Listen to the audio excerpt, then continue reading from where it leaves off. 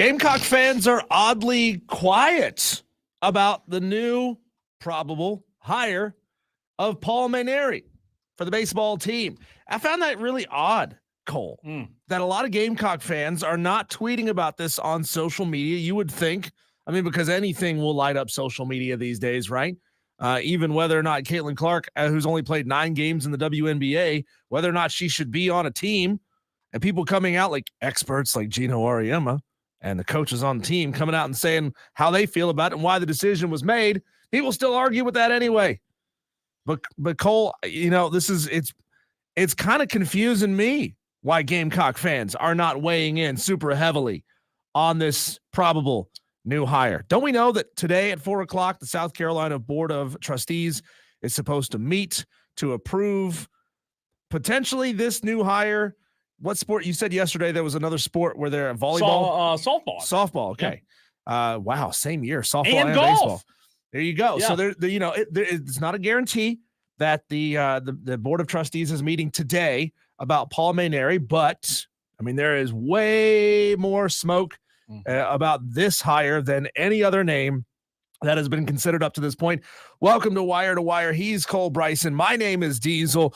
You Tolos who have already turned it on, you 37 of you already watching the stream. We're less than a minute into the show, Cole. We already got 37 people watching the stream. Let's get it growing, man. Let's get it up to 100 by the end of this first hour. We appreciate you. Want to know your direct thoughts on Paul Mainieri. You've had 24 hours to let this wash over you, to think about it. We'll get into his resume for those of you who are not familiar with Paul Mainieri. If you're an SEC baseball fan, you should be, because he probably victimized your school quite a bit.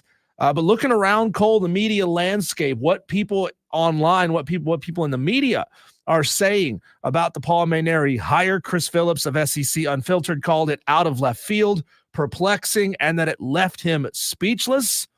Blake Ruffino of Are You Serious Sports, who covers LSU, said that Paul Mainieri is not going to be the type of coach who's out there hitting the portal, traveling to see guys. He called him kind of old school, maybe even called him lazy once or twice with regards to being a recruiter. Diesel, my first thought to what you just said about him hitting the portal and being active in the portal. You got to do it these days. My first thought is, how much drive does a guy like that at that age have to, number one, adapt to the new landscape of college athletics? But number two, how much drive does he have at 66, 67 years old to go out and to try to be competitive with other SEC schools and getting guys to come to his program? Yeah. And also when it comes to NIL, how is he going to adapt to NIL, the new landscape? I think there's a lot of question marks around the hire. Is it a terrible hire? I don't think so. He has an absolutely impressive resume. He's done what only 13 other coaches have done, and that's take 2 teams to the World Series, Diesel. I just don't know that it's the absolute best hire that could have been made. The words I keep hearing, Cole, to describe how and why he left LSU were that he was pushed out. That's never good, right? It's never good when a coach who won you a title is pushed out. And that's the guy that it seems at this point that South Carolina is going after. You Tolos, text us 71307. Jump on the stream in the comment section on Facebook, on Twitter, or on YouTube. Tell us how you're feeling. Scale of 1 to 10. 1 means you feel awful about it. 10 means you feel great about it. We've got a Twitter poll up at the Fan Upstate on Twitter as well. Would love to get your thoughts on that. I'm going to let it grow just a little bit more before we start, before we share the results of that poll. We'll actually do it here coming up in about 10 minutes at the end of this segment, Cole. But, I look at 3 real questions about this hire. Is the reality that Paul Mainieri probably won't be around for 10 years concerning to a lot of Gamecock fans, assuming, of course, that he is a successful coach at South Carolina? You'd want any guy like that to be around for a decade or more. Probably won't be, right? He's not going to coach until he's 77 years old. If he won't engage with the transfer portal now, or it's questionable whether or not he will, do you really think at 77 he's going to be interested in doing that? No. His age has got to be concerning. Second question, Cole, is can he hire a staff around him who will do those things? There's rumors that Monty Lee is interested in staying on his staff. Yeah. There's rumors that some of his guys from his days at LSU, I believe it was his hitting coach at the time, Terry Rooney, who's now the director of scouting for LSU, will come along with him. Clearly, LSU's doing just fine in baseball, so getting Terry Rooney would be awesome. Yeah, I think he would be the pitching coach from what I've been told. And my last question, is this hire justifiable in the eyes of the fan base that has already lost pretty much all confidence they had in Ray Tanner and his ability to hire the next head coach? Can you justify? Can you make people excited about this hire? So I think there's a couple of ways to look at it. I do think South Carolina fans should be excited from the standpoint of we have seen this guy do it at the highest level. He's a great coach. You hired a guy in Steve Spurrier who was 59, 60 years old when you hired him. So you're looking at probably a 7-year difference in Steve Spurrier compared to what they're getting now when it comes to their new baseball coach. The problem with Paul is he's never coached in the transfer portal era. So this would be brand new program, new rules of the game. Is he up for that? Well, it's a great question. He'll obviously say the right things. He's been around enough to say the right things. Like, I will say this, to play devil's advocate, South Carolina Diesel, when Mark Kingston was fired, South Carolina got commitments. South Carolina got 3 commitments last week with Monty Lee as the interim coach. So if you want to play devil's advocate, you can say, look, regardless of who the coach is, there are a lot of talented baseball players at the high school level who want to play at South Carolina. South Carolina still has the prestige of being a big program. So regardless of who's coaching, they're still going to get talent. But I do think that there's a lot to be said about him in the new era, to your point. Also, how will he embrace the fan base and the expectations? Because the expectations are high. And South Carolina fans, you didn't want a guy that was up and coming because he didn't have the experience. So look, if you have to ask me, if I were a Gamecock fan, I'd say Diesel, similar to the poll that you put out, I'd say I'm happy with it. I wouldn't be elated about it, but I think I would be happy with it. Texter says, so basically they hired Brian Snitker because that guy is about to get pushed out too. JT and Greer says, I'd say he's about an 8. He would say that he's about an 8 on the hire. Definitely better than Mark Kingston. And yeah, nobody's arguing here that Paul Mainieri is not an upgrade from Mark Kingston. He absolutely is, based strictly on resume. 1,501 wins to 775 losses and 8 ties. This resume list here is absurd, Cole. Yeah. 20 40-win seasons, 8 conference regular season titles, 11 conference tournament titles. This is split between his time at LSU and Notre Dame. 20 NCAA tournament appearances, 11-time regional host, 8-time top 8 national seed, so a super regional host, 17 regional finals appearances, 10 super regional appearances, 6 College World Series appearances, 2 College World Series finals appearances, and 1 national title. I think that's a very good way of asking the question. I like what JT and Greer said. So I'll even take JT's statement on the text line and I'll spin it and ask the audience the same question, Diesel, because it is fascinating. We have the poll on the Twitter page, as you said, at thefanupstate.com. But what about on a scale of 1 to 10? Where do you put this hire? I like JT's text about him being 8. I think that might be a little too high for me. He would be an 8 for me if he was about 50 years old. But 50, he's 55. Yeah. Listen, can an old guy still coach baseball? Absolutely. I don't think anybody's doubting that, right? Can an old guy, though, number 1, adapt to the new era of college baseball? Number 2, give the fan base a commitment of being there longer than, 4 or 5 years? Mark Kingston was there for 7 years. So let me know. 71307, start your text with the word fan on a scale of 1 to 10. Where are you with this hire? You better believe if I'm the head baseball coach at Tennessee, at Alabama, at Arkansas, at LSU, and at Florida, I am 100% using the fact that this guy is not going to be around for your entire tenure if you choose to stay at South Carolina for 4 years. He is not going to be here for the entire time. Whether he is or not, that's a moot point. Yeah, I'm saying that's him. what I'm using against him. 100%. Yeah. No, there's nothing wrong with that, and they will. They will. Listen, he needs number one. He needs a good staff around him, right? Yes, he needs a really good staff around him. I don't know if Monty Lee. I've heard reports that Monty Lee could stay Diesel. I think that South Carolina fans at this point would want Monty Lee to stay on staff because it does a couple of things. Number one, it keeps the guys who have committed to Monty there. You know what's very interesting, Diesel, in sports? A lot of times, and I've seen this at different levels. I've seen this at the high school level. A lot of times, even though you have a head coach, a lot of times the assistant coach that's really well liked can be the reason for the success, right? The assistant coach can be the reason kids are coming to your school. So if Monty Lee can continue to recruit the way that he does, Diesel, I think that it's a very simple solution for South Carolina that Monty Lee's the reason kids are committing to South Carolina, so that if Paul Mainieri does retire in 3 to 4 years, Diesel, guess who's still there? Monty Lee's still there. And then Monty Lee can be the guy. I think that Monty Lee staying on staff is crucial, and I also think that it gives South Carolina a competitive edge. So you bring up a really interesting point there. We both arrived there at the same time.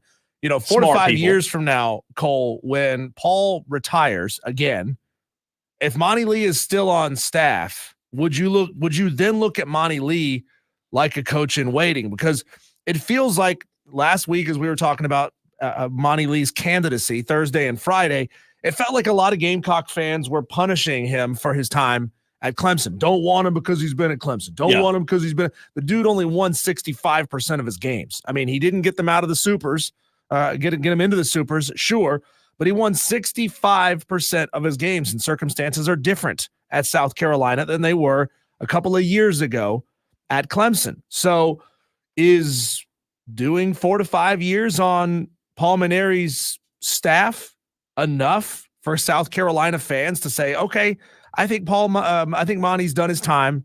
We're ready to have him on as a coach. If he is that guy, who is that elite recruiter, who players love, who he can retain them, right? If he can be that guy, are you willing to say, okay, he's done enough in our eyes now to be willing to be our head coach? I just think that there's a misconception. Worthy is the word I was looking for. Worthy of being our head coach. Yeah, I think there's a misconception in sports. And I'm not saying this applies 100% of the time, Diesel, but I think there's a misconception to the whole idea of the head coach is 110% the reason that somebody commits to your school. The head coach is 110% the reason that you're having success, right? I think that's a misconception. And if Monty Lee continues to build a strong culture and continues to recruit in a strong way, kids will go to South Carolina because of Monty Lee. Now, Paul Mainieri being there is a huge bonus, right? It's like, oh, you get to go play for somebody who has more experience than most coaches in college baseball, and he's won national championships. So it's a win-win. You get to go play for a great recruiter. You get to go play for somebody in Monty who everybody loves, Diesel. If you talk to anybody who knows Monty, they all talk about how great he is and how nice of a person he is and his personality.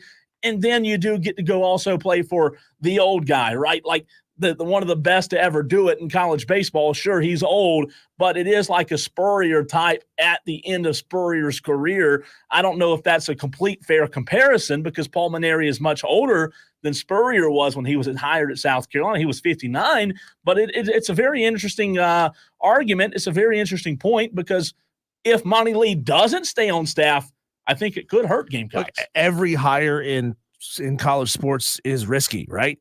This just feels like another risky hire from South Carolina, hiring a guy who's 66 years old, who will be 67 when he coaches his first game at South Carolina, who's never coached in the transfer portal era, who was already retired and pushed out of his former institution. It raises a lot of questions for me, and it raises a lot of questions for you, South Carolina Gamecock fans. Again, I wanted to peruse Twitter and really get some thoughts, some reactions from some of you. But again, the conversation has been fairly moot. So we put up a poll at the Fan Upstate on Twitter. Question is very simple. Okay, Gamecock fans, you've had time to let it wash over you. How are you feeling about the likely hire of former LSU coach Paul Mainieri 4 options: stoked, cautiously optimistic, perplexed, and you hate it. And you know it's a good poll, Cole, when you got fairly even results across the board, right? 30%, the highest rated, the highest vote getting response, 30% say they're perplexed. They're confused. Why would you do this? Why would you hire this guy? 26% said both stoked and 26% said cautiously optimistic. 17.5% say they hate the hire. Couple of texts on our text line 71307. Texter from the, let's see who this came from, 907. I'm sorry, 432. Says, my happiness level with this hire depends on 100% if the staff that he puts together, can he coach? Yes. Will he put people on the staff that can recruit? Let me click on the text so I can see the rest of it. For Paul to succeed, Ray would need to convince Monty Lee to stick around too. He may take off to the Citadel, which is a valid point. Texter from the 907 says, Tanner hasn't made a good hire on the men's side of sports. Total loser. Didn't know you could still buy recap tires. What do you mean on the men's side of sports? What good hire has he made on the women's side? Texter. Yeah, because he didn't hire Don Staley. Nope. He hired Shane Beamer. He hired 2 baseball coaches after him, and he hired Lamont Paris. And as great as last season was for South Carolina, that's one data point. That is one data point on Lamont Paris. I have full faith that Lamont Paris will have another fantastic season and will essentially turn South Carolina into a basketball school. Another text from the 455 says, I 100% believe Ron Washington was the reason for the Braves' success. That text was in reference to my point about sometimes an assistant has just as much to do as the head guy. 561 says, well, the transfer portal, Paul can say, hey, if I leave or retire, it won't hurt you because you can transfer. In the meantime, let's go win a national championship. That comes from JT and Greer. Last text for now from the 490 says, give the old guy a chance. The Usual Suspects was a great film. It was. It's a good movie. Did you reference that movie? I don't think I did. No. Oh. You know, I never get the movie references. So if you did, I was in the dark. I will say this: you said the word Citadel, the Citadel coach, possibly for Monty Lee. I think that would be a tough gig for Monty Lee. I think Monty Lee would be a fantastic coach in the Sun Belt, which is an SEC light baseball conference. A lot of attendance in a lot of those schools, especially down in Louisiana, Mississippi, Texas. I mean, they take that baseball down there just as seriously as anybody else does. I think Monty Lee would be a fantastic Sun Belt coach. I don't know what he wants to do, right? Does he want to does he want to be the Robin for the rest of his career, make pretty good money, not have all that pressure? I mean, we're seeing the same thing happen in football, right? We're seeing a lot of these head coaches at Group of 5 schools leaving to go be assistants at Alabama and other big staffs.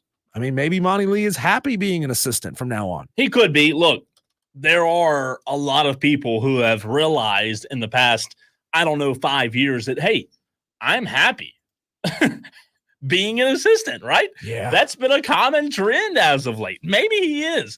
Maybe he's the reason that Paul Mainieri has success. Maybe he is able to recruit at a high level and they work well together. Again, we don't know for sure.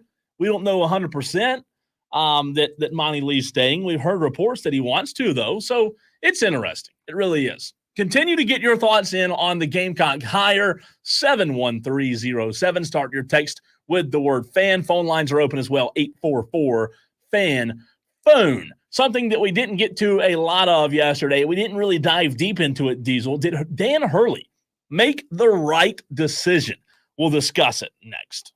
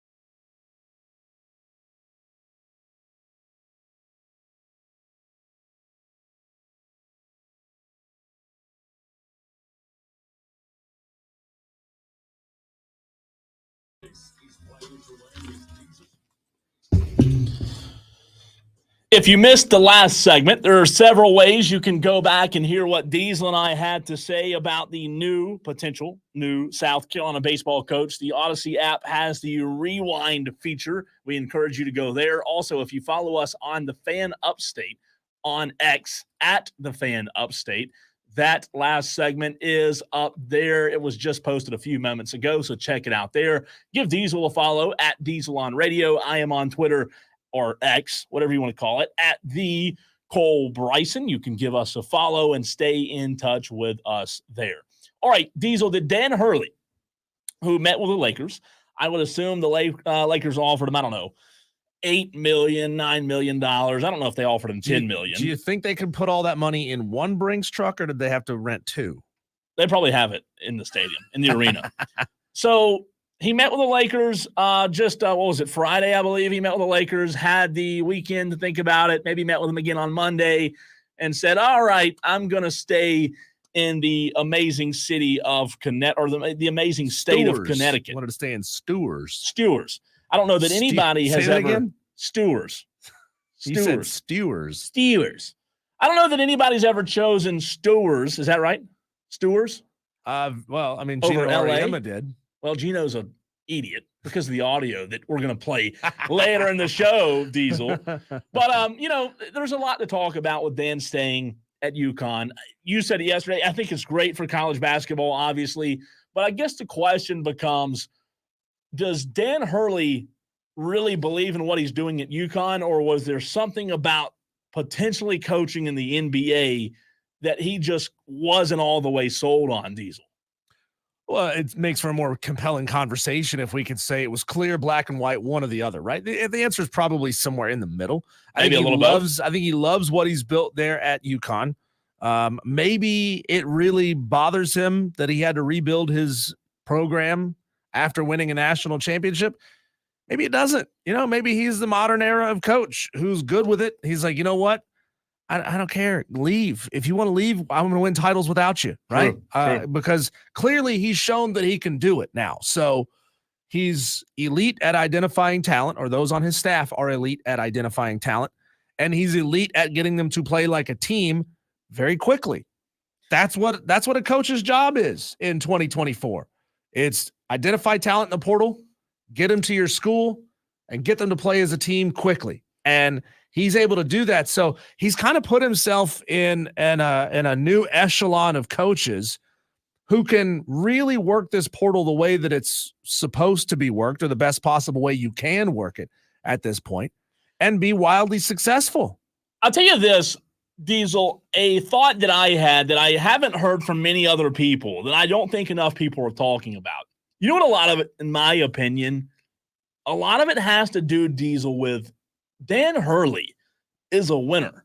And what do I mean by that? Well, Dan Hurley has won 2 national championships at UConn, right? He has a really impressive recruiting class coming in again at UConn. If you're a winner, if it's in your DNA, Diesel, to win, and you want to win at the highest level, and you hate losing more than you hate winning, guess what? The decision is very easy. The decision of staying at UConn, if you're a winner and that's your reason, which I'm sure that it has something to do with the decision Dan Hurley made, because the reality of it is you can continue to win at UConn a lot quicker than you can win in LA. LA is a good team. They have LeBron. They have AD. They have a lot of talent. They're always going to attract free agents, but the NBA, Diesel, in the Western Conference in LA, there's a lot more question marks in LA than there are in UConn. Okay? Isn't it crazy how college basketball has now positioned themselves as the fastest way that you can rebuild a program from scratch? I mean, it used to be in college athletics, you had to recruit, right? So it could take you 4, 5, 6 years to build the type of team that you want. Like you say, all right, I need a guy who is a 7 at this position to be successful. Well, guess what? You're a program that's used to recruiting 4s at that position. So you got to get some 4s, and then guess what? You got to go get some 5s and some 6s, and then you can get the 7. It takes years to accomplish that. That's previously in the NBA, Cole, you could do that much quicker through free agency, but obviously there's There's salary caps. There's other teams making offers. So you may not be able to do exactly what you want to do to your roster in the NBA at the drop of a hat. But now in college basketball, you can. If you can recruit those guys out of the portal and get them to your school, man, you can really turn a program around quickly. So it's an interesting question from that point. And the question is, Diesel, if college basketball, if college athletics didn't have the portal and NIL, would Dan Hurley's decision have been different? And I think that's a great question, because I could argue absolutely, because I agree with you that Dan Hurley could probably win another national championship, maybe two, in his time at UConn. Yeah. He lost his entire roster almost a year ago, and look what he did the next year, Diesel. So him having that ability, to your point about the portal and NIL, it's a huge bonus for a guy like Dan Hurley, who's already cemented as one of the best in college basketball. I'm interested to know, though, how much that had to do with his decision. As you said earlier, I think there were probably a ton of factors. Like, can you imagine having to decide on UConn or the LA Lakers? Like, that's insane. Yeah, it's not like he turned down, the Charlotte Hornets, right? No. I mean, that's an easy job to turn down. He turned down, if not the highest paying job, probably is, but at the very least, the most prestigious franchise in the NBA. Yeah. Turned him down, said flat out, not interested. It's crazy. So, I mean, did Dan Hurley just plant his flag and say, I am a college basketball lifer? If they can't get me out of Stores, Connecticut, where it's, you got to slice open a tauntaun and climb inside to stay warm in the wintertime. For LA and LeBron and all the other things that come with that, I don't know that there's anything that can get him out of there. Like, I don't know how the dynamic would have worked. And I know everybody's quick to in my opinion, throw your rod out there and hook onto that lazy take of, he didn't want to have to be LeBron's assistant coach and his B. And I get all of that. It's an easy take and it's an easy route to. Just because it's easy, don't make it not true. Well, I don't think that anybody has any proof that is true, right? Like, it's an assumption. You have LeBron's entire career to prove that that's true. Well, I don't think that anybody knows for a fact. My point, I don't think anybody knows for 100% fact that Dan Hurley. Like, yeah, you're right. LeBron's career has showed that there have been coaching changes, but how do we know that Dan Hurley to himself thought, you know what, I don't want to go there because of LeBron? Maybe he did. I don't think he did. I don't think that was a factor. That's just my opinion, but we'll never know. Who knows? Maybe it's Dan Hurley's wife that said, Dan, I'm real happy here in Connecticut. I want to stay here on the East Coast. I love being here. I mean, if the difference was $1 million, I mean, let's be real. If you're already a multimillionaire making, what was Dan Hurley making? Probably five. And the offer is 6.5 to be in the NBA. I don't know what the offer was. I mean, if you've already got years of making $5 million a year and somebody offers you, what's the difference? I mean, really, what's the difference in making another $1 million when you're already a multimillionaire? I hear you. I don't know what the offer was. That's a great question, right? To know what the offer was. If there was a direct offer, I don't know that there was, but if there was a number figure thrown out there, I would assume that it's more closer to 8, which again, it is a big difference when you talk about 8.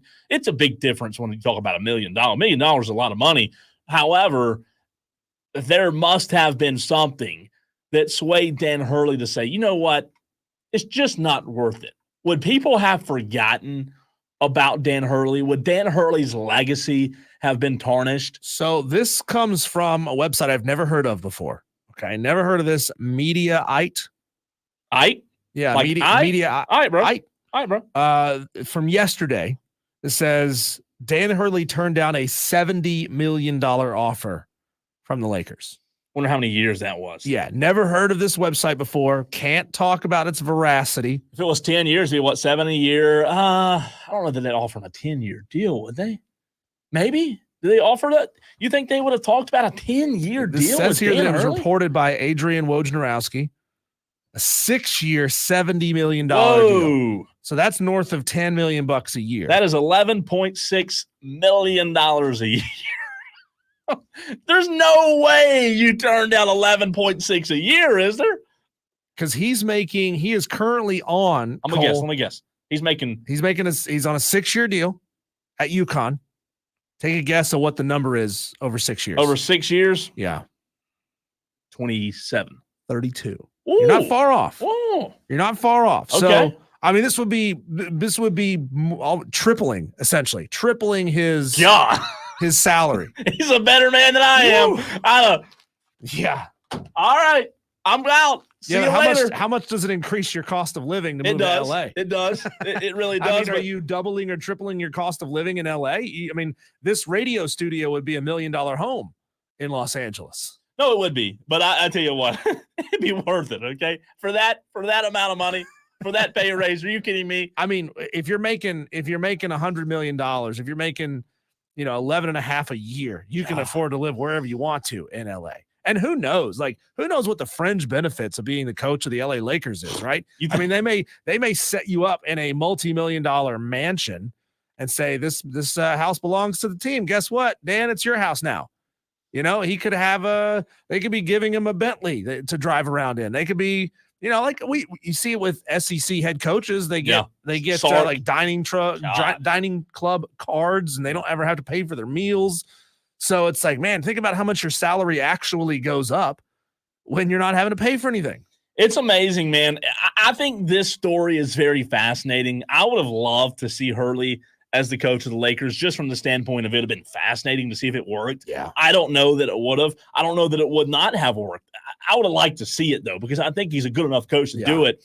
I think it's such a huge win for college basketball to be able to keep arguably the best coach in the game right now, to keep him in college basketball and to keep him at a place like UConn. I mean, it's not like he's at Duke. It's not like he's at North Carolina or Kansas or Kentucky, one of those tippy top of the mountain blue blood programs. UConn is like right there underneath the next level, but it's not the same, right?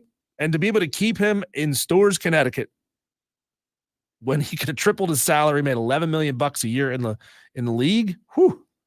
I don't know that he'll ever have another conversation with an NBA owner now that this has happened. I don't know if he'll ever get another chance. He may. There may be a team out there like Charlotte or somebody. His agent's going to have to start making calls at this point. Yeah, I mean, it's fascinating. With Dan Hurley, now that he's turned down the Lakers, the next question I ask is, would he ever leave to go to another college? Would he ever leave to go to another blue blood? Initially, I would say no, right? Initially, I would think there's no way he goes to another blue blood if he didn't go to the freaking LA Lakers. But who knows? I mean, there's a lot to be said about sticking with the school that you're with now, man. Is he looking at this and saying, I want to chase John Wooden? Wooden's got 10. That ain't happening. Hurley's Sorry, got 2. Diesel. Hurley's got 2. Ain't nobody getting I think we were looking at the numbers last week. Kay had 5. Mm-hmm. Roy Williams had 3. I mean, he could easily pass Roy. I don't know how many Dean Smith had. No, he could pass Roy. There's no doubt. And the reality of it is, if Dan committed to 15 more years in college, he could get close to Coach K. I'm not saying he gets 5, but he could get close because you said it. He's already got 2, and they're going to be stacked again this year. He may want to pass Jim Calhoun, who won 3 with UConn. Yeah. I don't know his motive. I just know this. It's a ballsy move to say, nah, Lakers, I'm good. Like, you never know that opportunity will ever come up again. No. I mean, now I'm thinking like, all right, what other franchises, if he said no to the Lakers, would it be Knicks or Celtics or nobody else? I mean, like, does he want the Brooklyn Nets job? Probably not. Knicks or Celtics would make sense because it's close to where he lives, right? But there's a story to that franchise. I mean, that's not to say Brad Stevens is going anywhere anytime soon. I don't even know who's the head coach of the Knicks. You mean what's his name? I've already forgotten. So you don't know either. No. I'm talking about Brad Stevens. Brad Stevens is not the Celtics coach anymore. Oh, who's the coach of the Celtics? The guy who has a hard name to pronounce. Oh, Joe Mazzulla? Mazzulla. I didn't know that. Yeah, Mazzulla. 3rd year, maybe. I'm going to guess off the top of my head. I'm going to say 3rd year, 4th year, something like that. I could be wrong, but I'm going to say 3 or 4 years. Cole, Tom Thibodeau. I'm sorry. I think Thibodeau is still the coach of the. I could be wrong. Cole, when we come back, you teased this audio a minute ago. Yeah. And I said yesterday it's in our promo. It says You make $12 an hour, but you think you know better than people making 10 times your salary? You're listening to the right show? Yeah. Well, you think you know better I do. than this legendary coach on a topic that we got heated about yesterday. We're going to bring it back, play the audio. That's next here on the Fan Upstate, 97.7 FM in Greenville, 97.1 FM in Spartanburg. Everywhere you are on the free Odyssey app, we are the Fan Upstate.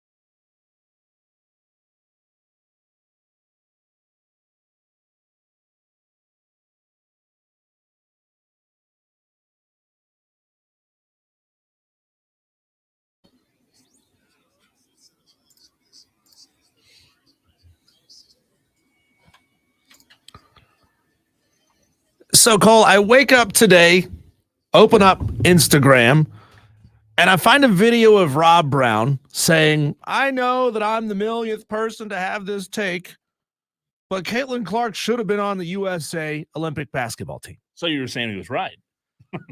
No, if you're the millionth person to have a take, it's just a lazy take at that point, right? Well, everybody involved with making the decision, and a lot of people who are a lot smarter than us when it comes to basketball, all agree that Caitlin Clark should not have been on the Olympic women's basketball team. Nope. It starts, Cole, with the entire USA Women's Basketball Selection Committee, which is comprised of Dawn Staley, Atlanta Dream General Manager Dan Padover, WNBA Head of League Operations Bethany Donovan, former Olympic gold medalist Simone Augustus, and Delisha Milton-Jones. They use 11 different criteria to pick Olympic team members. It's not just who's popular right now. We have a quote here, Cole, from Jen Rizzotti, USA Olympic Selection Committee chair member, said, quote, "It wasn't the purview of our committee to decide how many people would watch or how many people would root for the U.S. It was our purview to create the best team we could," which is exactly what I said yesterday. I like being proven wrong by people, right by people smarter than me. Well, Cole, then Gino Auriemma, a guy who's got more titles than most of us have teeth in our mouth, he weighed in on Caitlin Clark being left off of the Olympic team. He said this.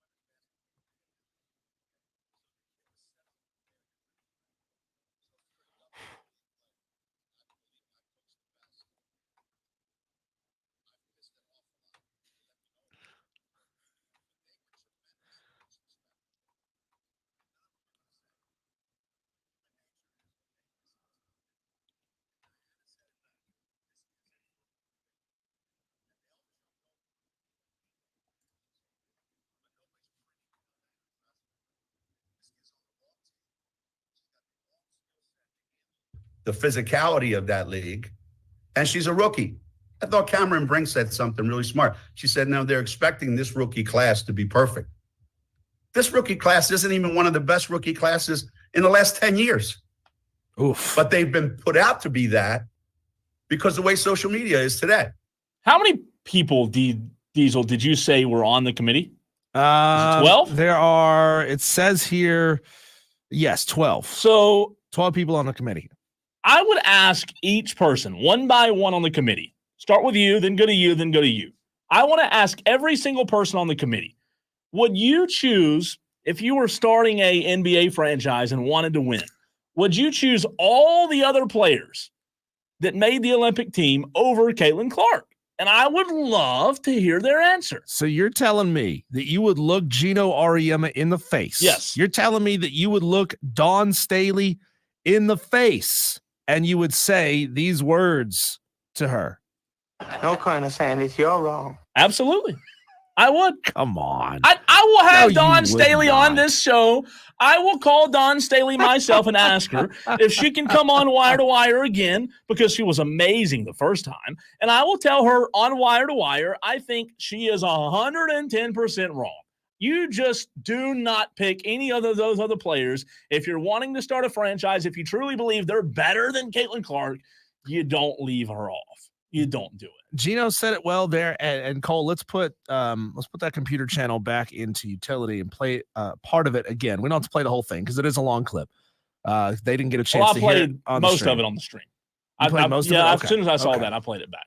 So he's basically saying she doesn't have the right skill set for this league yet.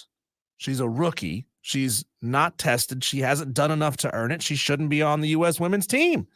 Meanwhile, you're saying, Cole, that all these people are wrong. They're wrong. They're wrong. Smart people can be wrong. I want to let you know. Dear God. Dave Tepper, all the money he has, he can be wrong. Elon Musk, for as smart as he is, he can be wrong. Smart people can be wrong. Dawn Staley, Gino, they're all wrong. Well, first I have to compliment you, Cole, and say you're a smart Wire to wire. person. To say that you're a smart person who's wrong Yeah. about this. Yeah. You're letting your emotions get involved in I this. admit when I'm wrong a lot. I'm Gino wrong a said lot. flat out. He said, and it's almost like there's a cult of Caitlin Clark right now. And you were wrapped up in that cult. Gooba Gobba, one of us. You drinking the Kool-Aid, man. I just think that she is the best shooter on the planet when it comes to women's basketball, and she's the most skilled at her skill. Gino said she doesn't have the right skill set. That's a load of bull. Or maybe Gino didn't say that. Somebody else. Maybe it was. I forgot. The point is, it's a load of bull. Okay? Come on. Steven, what did he say? Cole dropping a Stephen A. I know Dawn Staley personally. I never said that.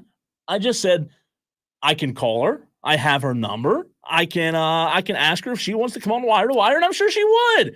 You may try. You may do it. Shane Barrett asked the question. This is a very good question, Shane. I appreciate you asking it. He said, I heard a sports flash while listening to Rome that said a main factor was her lack of international experience. How is she supposed to get international experience? Shane, you do realize that the Olympics are not the only international play, right? I like it, Shane. Shane's right. Did you realize that, Cole? No. Shane's right. Cole. You realize there's more than just the Olympics in international play, right? No, there's not. There is. It doesn't fit my narrative. There's not. Doesn't fit my narrative. There's not. I mean, come on. I mean, at some point, you have to trust the experts on this. Sorry, can't do it. You know? Sorry, no can do. I know you have a tremendous amount of respect for Dawn Staley. I love her. But I don't believe you, Cole. I don't believe that you would look her in the eye and say, Dawn, you're wrong about this. Do you want me to get her on Wire to Wire? Like, do you want to have Dawn Staley on tomorrow? Like, we can do it. We can set it up. Let's do it. If we can do it, let's bring her on. Let's do it. I'd love to get it straight from her. This conversation could go 30 minutes with Dawn Staley. Let's do it. Vote in, text in 71307. Start your text with the word fan. Also on the stream, if you want to hear Dawn Staley tomorrow on the show, let us know. If you say no, it's not relevant enough, tell us. Let us know. If you want to hear her, if you want to hear me say I think you're wrong, let us know. Would that be a stupid decision in your opinion? To tell Dawn Staley? It might be the last time we have Dawn Staley on. It might be the last. Look, Dawn, I know you're really rich. I know you're very successful at this. We love you around here, but you're an idiot. You're wrong. Well, you don't know what you're talking about. You're a rube. You are wrong. Do your wrong? Do your Trump wrong? Wrong. You don't know what it is you're talking about. Wrong. You're wrong. You're wrong. He's wrong. I don't even know you, but you're wrong too. Diesel has a good Trump. He really does. By the way, Jake Mastriani of Locked On Braves coming up next. Braves questions. How in the world? Here's the real question. How do Diesel and I try to pump this up enough that we help Braves fans feel like there's something to pull for? Are we at the all-time low?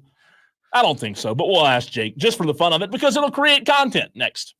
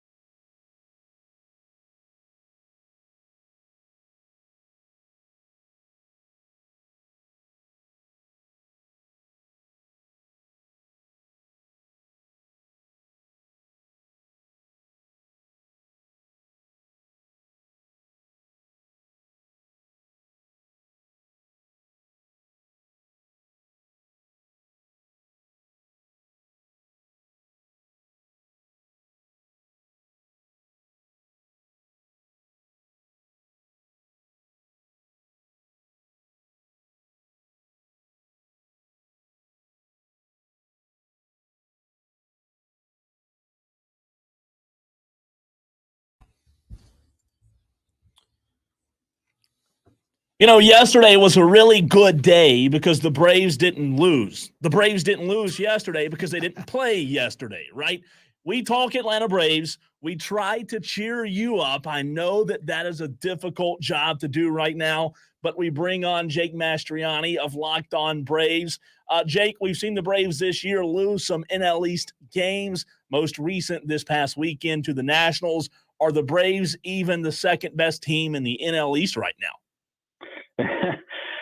That's tough to say right now after losing 6 of 8 to the Nationals, not just losing the series in Washington this past weekend, but losing a series at home a couple of weeks ago. So, yeah, I still believe they are the second best team, but they certainly are not exactly proving it on the field. But at the end of 162, I still believe they'll at least be the second best team in the division. But hard to say that definitively right now. Well, Jake, you said it there. 6 of 8 they have lost. I got a tough proposition here for you.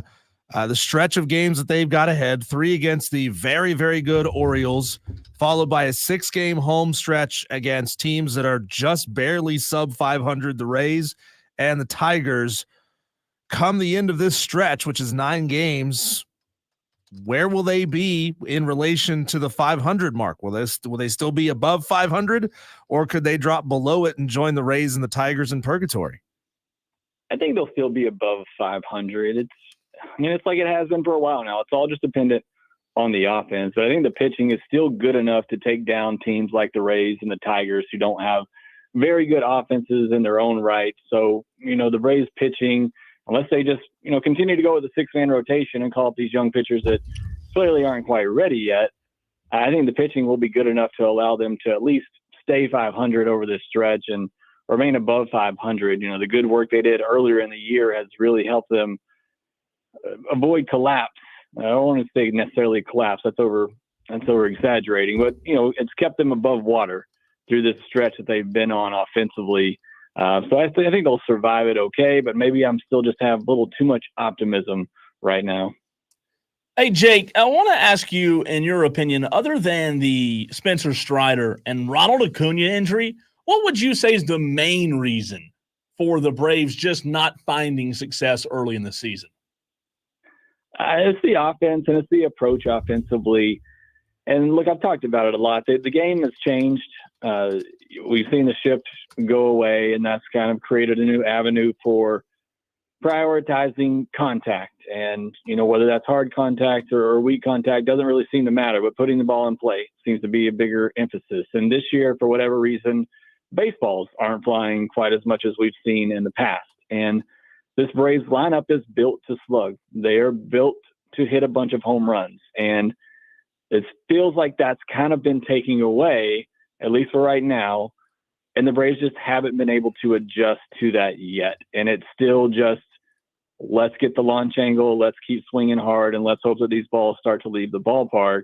And they're waiting on that 2 or 3 run homer, and they haven't adjusted to just executing, moving runners over, scoring runs that might not be as exciting, but it's what seems to be getting things done offensively right now for most of the teams that are able to score runs. The Orioles are the one exception. They do it all pretty well. We're about to see that, but they also continue to slug. But the Braves just haven't been able to find the home run ball consistently this year. Again, for whatever reasons, no conspiracy theories out there. You can look at the stats. The baseballs aren't flying as far as they used to, or at least did last year. And they just haven't been able to adjust to that, to find other ways to score. And not having Ronald at the top, certainly hurts because he's at least somebody. And I know he wasn't having a great year, but he still got on at a 340 clip, could steal bases and help you manufacture runs that way. They just haven't been able to find other ways to manufacture runs without the home run ball. Jake Mastriani of the Locked On Braves podcast joins us here on Wire to Wire with Diesel and Cole Bryson. I got a question here from one of our Tolo listeners, Madcraft. He asked the question, do you feel like the Braves are a little too reliant on the farm system right now and their prospects? I mean, I know you were begging Snicker to do something. Is the answer rotating guys in to see if a different combination is the right way, or is it stick with the guys that you got and maybe hope that they figure it out? Well, I mean, with what they've done with the farm system, I'm assuming they're talking more about the rotation and calling up Spencer Schwellenbach and Hurston Waldrop. I mean, the rotation hasn't necessarily been the problem. The problem is there's nobody in the farm system on the offensive side of things that you can call up. Over the years, we've been able to call up a Ronald, a Michael Harris to help spark the offense, but there's nobody like that. I mean, everybody's clamoring for Forrest Wall, who's a 28, 29-year-old minor league journeyman, and they're hoping that he's going to spark something in the offense. And maybe he does. I'm not saying he couldn't, but that's your top option right now at the minor league level. So there's just not anybody in the farm system right now that you could call up that you feel confident is going to help this offense get going. So to a degree, yes, you are just simply reliant on guys who have done it in the past, Austin Riley, Matt Olson, Ozzie Albies, Michael Harris. You're hoping that these guys start hitting like they're capable, like they have. I mean, that's all you can really hope on at this point. They're not going to replace those guys. They're not suddenly going to remove those guys. It's either they get the job done or this Braves offense continues to struggle. There's nobody waiting in the wings in the farm system that can come up right now and really help the Braves. Hey, Jake, a big picture question. Let's say that the Braves just don't find it this year, right? They miss the playoffs or just squeak in and really don't ever find the groove and get booted early. Would you say that looking back on 2024, this is a hiccup year for the Atlanta Braves? Or would you say that things might be trending down and they could be exiting that window of a World Series? I would have to say that it's a hiccup year just because all of these players are still relatively young. We know they're all still really talented, and we've seen them do it before. And so I would have to consider it a hiccup. It's hard for me to believe that these players who assembled one of the best offenses the game's seen. I mean, that's not an overstatement. That's what we saw in 2023. It's hard for me to believe that those guys, and many of them still in their primes, suddenly just forgot how to hit, and that they've all of a sudden declined in their mid to late, maybe early 30s. It's hard for me to believe that. Again, I think it's become a mental thing at this point, and they're really having trouble adjusting to that. And as you stated earlier, you lost the NL Cy Young favorite. You lost the NL MVP favorite coming into the season. That's hard to overcome, especially, Acuna's the guy that stirs the drink at the top, and they don't really have anybody that can fill that role without him. You look, they've tried Ozzie and Michael Harris there at the top of the lineup. Both of those guys are not high on base guys. At least Michael's not right now, but neither one of them walk a ton. And so they're having trouble finding that guy at the top of the order to get things started. But to get back to your question, I would have to consider it a hiccup. There's too much talent there. These guys are still in their primes. It's just really hard for me to believe that they've all of a sudden just forgotten how to play the game. Jake, short of holding a seance or offering up cigars and rum to a statue of Joe Boo, I mean, are they just kind of playing the waiting game, waiting for these Braves hitters to start hitting again? I mean, do you believe that Kevin Seitzer, the hitting coach's job, is on the line if they can't get this figured out quickly? I mean, the coaches are obviously the first ones to get blamed anytime the players aren't performing. And I get that. And again, it's crazy to me to believe that the hitting coach that assembled and helped put together, and he got praised, rightfully so, for having one of the best offenses ever last year, suddenly can't coach, just like the players suddenly can't hit. Again, I go back to the fact that I think the landscape of the game is changing. And the way the Braves are built right now, they are built for power, home runs. They're not going to bunt. They're not going to hit and run. They're not going to move people over. They are built to get the 2-run, 3-run home run, and that's how they're going to build up a lead against you.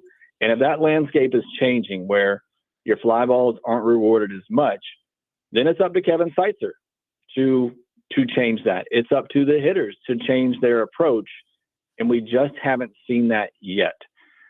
So, I mean, to your point, if that doesn't happen and we go to the rest of this year and we never see some sort of change in approach to get with the current atmosphere of the game, and why the game has to change this drastically year to year, I don't know. But something has certainly changed, and the Braves have not adjusted to it. And to some degree, I think you do have to put that on the coaching staff, because the one thing that you see this year that we didn't really see last year, there doesn't seem to be much of a game plan at the plate. we've had hitters that are caught in between pitches all year long, like they're going up there and don't have much of a game plan. Last year, they led all of baseball in first inning runs. They went to the plate with an idea of what they were going to get. They were looking for pitches, and they didn't miss them. This year, they're looking for the fastball, they're getting a slider. They're looking for the slider, they're getting a fastball. It just seems like the game planning this year is not all that great, and I would put that on Kevin Seitzer. Have they thought about banging trash cans? I mean, you do whatever you got. I mean, I know a lot of people last year said the Braves were hacking PitchCom, and that's how they were so successful. I mean, if you got to do that again, do whatever you have to at this point, because it's a hard team to watch. And I hate to say that about this Braves team, because, again, there's just so much talent there. I never thought I would say it. Even with the losses of Strider and Acuna, there's still so many exciting players there. But it's a tough watch every night right now. Hey, Jake, I want to go back into what you said about the landscape of baseball changing. I guess my counter argument, my pushback, my question for you would be, why are other teams, why are other players able to adapt to this so quickly, but the Braves aren't? I would push back and say, are they? Because offense is down league-wide. It's not just the Braves that are struggling with this. I mean, I get Aaron Judge is hitting home runs every night. He's also a phenomenon of a player. But every team is struggling. Offense is down across the league. You're just looking at the first 2 months of last year to this year. Offense is down. So, I would say it's not just the Braves that are doing it. Why I think the Braves are struggling with it more than others is because this lineup is built so much on power and hitting home runs. And if that's not happening, and we've seen that even in the past, not with short stretches in the past, but we've seen it in previous years where, they weren't getting the home runs, they weren't scoring, they weren't winning. And, I think other teams have more well-rounded hitters that are able to adjust to that. The Cleveland Guardians are having an outstanding year. What are they known for? They're known for putting the ball in play, not striking out. And that's how they've had a lot of their success so far this season. So I think it's an approach thing. And the Braves are stuck in their approach of launch angle, high exit velocities, which they still lead all of baseball in, barrel percentage, exit velocities, all of that. That's all still the same.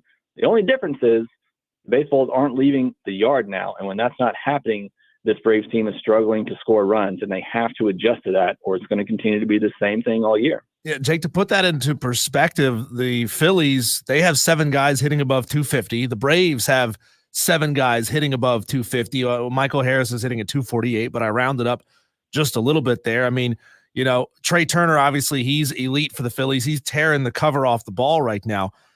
Is this one of those situations where we're seeing them really be hurt by losing Acuna, the guy that could steal so many bases? You would think Michael Harris would be able to step up in that scenario because he's got wheels as well. But to have only one guy or 2 guys that can steal bases and put you in position, do you think that has something to do with it? I do. I think that certainly hurts. Like I said earlier, Acuna, even the year that he was having, which is not what we've come to expect, at least he was still getting on base, able to steal and manufacture that way. But they don't really have anybody else like that. Like you said, you would think Michael Harris would be that guy, but he's been struggling badly. He doesn't get on base. He doesn't take his walks, and he doesn't run as often as Acuna. Nobody runs as often as Acuna, maybe Ellie De La Cruz. But there's other guys that have some speed, like a Michael Harris, like an Ozzie Albies. They just don't seem to utilize that as much. And, you look at a team like the Nationals that the Braves just frankly got embarrassed by in their last 2 series. They lead all of baseball in steals. And that's how they get it done, because they get on base. They'll steal, they'll manufacture runs. The Braves just don't have that aspect to their game right now. They don't have players up and down the lineup who can steal you a base and try to score in different ways. And again, I think that's really what is hurting the Braves right now. Is just they're struggling to find other ways to score runs, and they're getting frustrated. It's mental. They feel like they're making good contact and they're not getting rewarded. And again, I feel like this is it's gone on for too long. If the game, I said this on the podcast of the day, if the game's not going to change for you, you're going to have to change for the game. And They're just not doing that yet. That's a good point. I like the way you put that, Jake. Jake Mastriani of Locked On Braves joining us right here on Wire to Wire. If you could, shake your magic 8-ball, Jake, and let us know where we will be, I don't know, let's say 2.5, 3 months from now as we get closer to August, September. I mean, the Braves are going to be in it. I think unless things just really turn around offensively, the division is looking pretty bleak at this point, just because the Phillies are such a good team. They've taken care of business. They had their early schedule early on, the first 2 months of the season. They had a really easy schedule, and they took advantage of it, and they got out to a big lead. And meanwhile, while the Braves have had somewhat of an easy schedule lately against the Nationals, the A's, the Pirates, they haven't taken advantage of it. So I think the Braves will be in there, though, because one thing we do know about the baseballs, even if maybe they are being brought down a little bit, they tend to travel more in the hotter summer months. So I think you're going to see the Braves benefit from that, at least in some part, and we'll see this offense start to get closer back to what it should be. So I still believe the Braves will be in that mix. And plus, nobody else in the National League is exactly playing inspiring baseball at this moment. And with the 3 wild card spots, it's hard for me to see the Braves falling to a point where they're not at least, in one of those 3 wild card spots come the next, let's say trade deadline. Jake, over here on the broadcast side, we've got to deal with the FCC. I don't know about you and the Locked On Podcast Network. I don't know if you're allowed to use 4-letter words on your podcast or not, but I texted you the other day and I praised you for abstaining from using those 4-letter words. I just want to know, what's your coping mechanism of choice right now? Is it Tums or is it tequila? Yeah, I'm not a drinker at all, and that's certainly not where I'm going, but I don't know. It's other sports. I mean, look, I'm a baseball fan in general. I love the Braves, and they are frustrating. Like I said, they're hard to watch, but I've enjoyed the College World Series, the regionals, the super regionals. So I can definitely turn it off and go enjoy other teams, because there are other teams, other players that are playing fun, exciting baseball out there. But again, when I turn on this Braves game tonight, and I'm going to do it every night they play, because I keep waiting on something to happen, something different to happen. It's frustrating. I'm not going to lie. And I understand Braves fans out there who are frustrated by it. But again, nothing's going to, unless the core guys get going, and nothing's going to change. You're not bringing in some. I know everybody's wanting to look at the trade deadline. Who can they bring in? You can bring in whoever you want to, but if Riley doesn't hit, Olsen doesn't hit, Ozzie doesn't hit, Michael Harris doesn't hit, nothing's going to change. Jake, I don't know where your college allegiances lie. I don't know if you have a dog in the fight that's still in it in the College World Series, but who do you like right now? Yeah, I'm an Auburn grad, so unfortunately my Auburn Tigers didn't even make it to Hoover. But I am excited about the field. It's been a lot of fun, and just watching some of these top draft prospects, it's been a lot of fun. Florida is a team to me that's just interesting, because they barely even qualified for the tournament. You have to be above 500 overall to qualify, and I believe they were 1 game above, and were able to get into the tournament. And now here they are in the finals. Obviously, Jack Caglianone's one of the more exciting players to watch. He's kind of the Ohtani of college baseball. Tennessee's that team. They're kind of well-rounded. I know they slipped up with a loss there against Evansville, but ultimately won those. So those are the 2 teams that I kind of just think is interesting to watch right now. That Kentucky team, you talk about a team that kind of does all the little things. We talk about how the Braves aren't doing those little things. Kentucky is that team. You make an error, they're going to score. You walk them, they're going to score. And then they just don't make mistakes on their side. So they're just a well-rounded ball club that's a lot of fun to watch. So, yeah, I love the college game, especially, this time of year, the NCAA tournament. I know everybody gets pumped up for March Madness and basketball, but this is essentially what it is for me this time of year with college baseball. Where do you see Jack Caglianone ended up in the draft? I mean, is he a top 10, top 15 guy? Is he a first day guy in your mind? I do think he's a first day guy. I think he's probably top 10. I think, somebody's going to take a chance on just that type of talent. It's what they're going to do with him. If they're going to keep him as a 2-way guy, I don't know. I think he probably just sticks as a bat, but it's a big bat. It's a big left-handed bat. It's similar to me. I'm not trying to compare him to Ohtani, but it's similar to me that he's just so big. He's 6'5", that it sometimes amazes me how he gets to those pitches outside, but he's just so long. You can throw him a pitch away, even off the plate away, and he has the power and the strength to go out and get it and just drive it over the center field wall. So it is just elite power. He's had some big moments in this postseason as well. So, yeah, I think he's definitely a top 10 pick. Jake, we appreciate you hopping on with us. Great stuff as always, man, and I look forward to talking to you again soon. All right, thanks as always. That is Jake Mastriani of Locked On Braves. Diesel, I know that we have to get to break, and we have some OTA conversation in the next segment.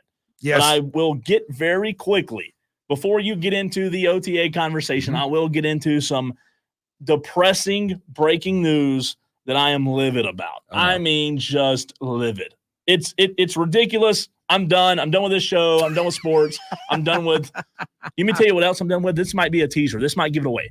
I'm done with watching TV on the 4th of July. I'll tell you what I mean next. Oh.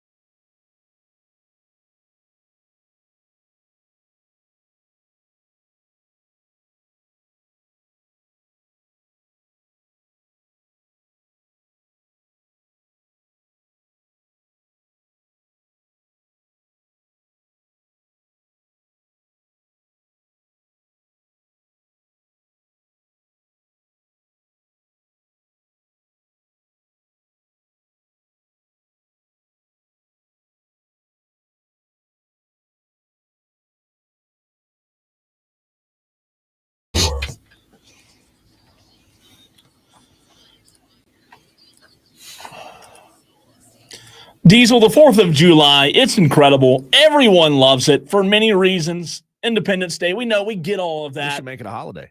Yeah, we should, right? Well, I don't know about that now because Joey Chestnut has been banned from Nathan's famous hot dog eating contest. Are you kidding me? A spokesperson, Diesel, for Major League Eating. Did he steal $17 million from a foreign baseball No, player? he didn't have an interpreter. Okay. So a spokesperson for MLE told ESPN that Chestnut had chosen to represent another hot dog brand in some kind of endorsement and therefore would not be allowed to participate in the Nathan's contest on the 4th of July. What a freaking joke, man. Whose fault is this? Should he have not promoted another brand other than Nathan's? Are you not allowed to? I mean, obviously Evidently not. Evidently, you're not allowed to. Gosh. Oscar Mayer, Who Hebrew was National. the brand? Trying to think other brands of What of weenie wieners. brands? Nathan's is good. All beef, Nathan's, sign me up. Yeah, it's a go-to. It's a good one. That is terrible, though. Lame. I like, can we backtrack? Can we think this through? I mean, You know, this is ridiculous. I had to decide for a minute there. Do I believe like Major League Eating is a real serious organization? Not Because, now. Screw 'em. I mean, I mean, like it makes you laugh. Like that can't be real, right? Major League Eating.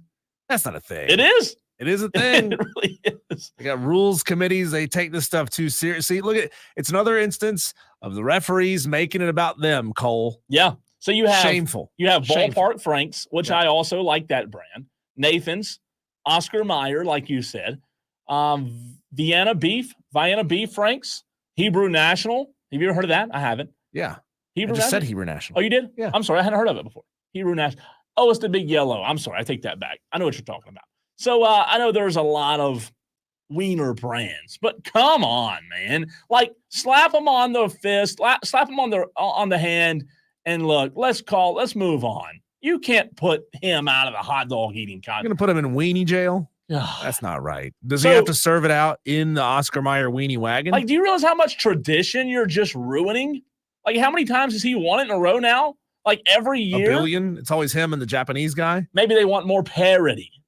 We want more parity in the hot dog eating contest. They So you're can't- gone, Joey. They can't beat him on the field of competition, so they got to beat him off the field. Joey should start his own contest. He should start his own line of hot dogs. Joey's Dogs. Yeah, Or Joe. Just call him Joe's. Fast Wien. What? This could be really bad, but what would he call his brand of wieners? Just call him Joe's. Not Joe apostrophe S.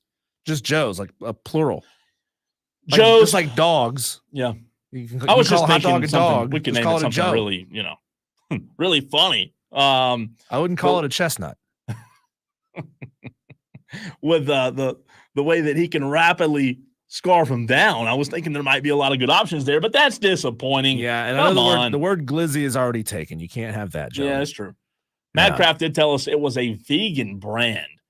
Well, that's ridiculous. Well, what the hell even is a vegan, vegan hot dog? hot Like, dog. it's like a stick on a bun.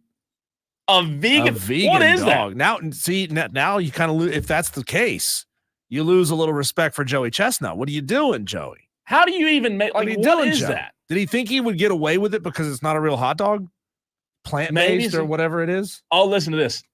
It has carrots, apple cider vinegar, paprika, garlic powder. What? Oh my God. You're So- eating carrots in a So, bun. I'm sure he's stuck in a hard place here.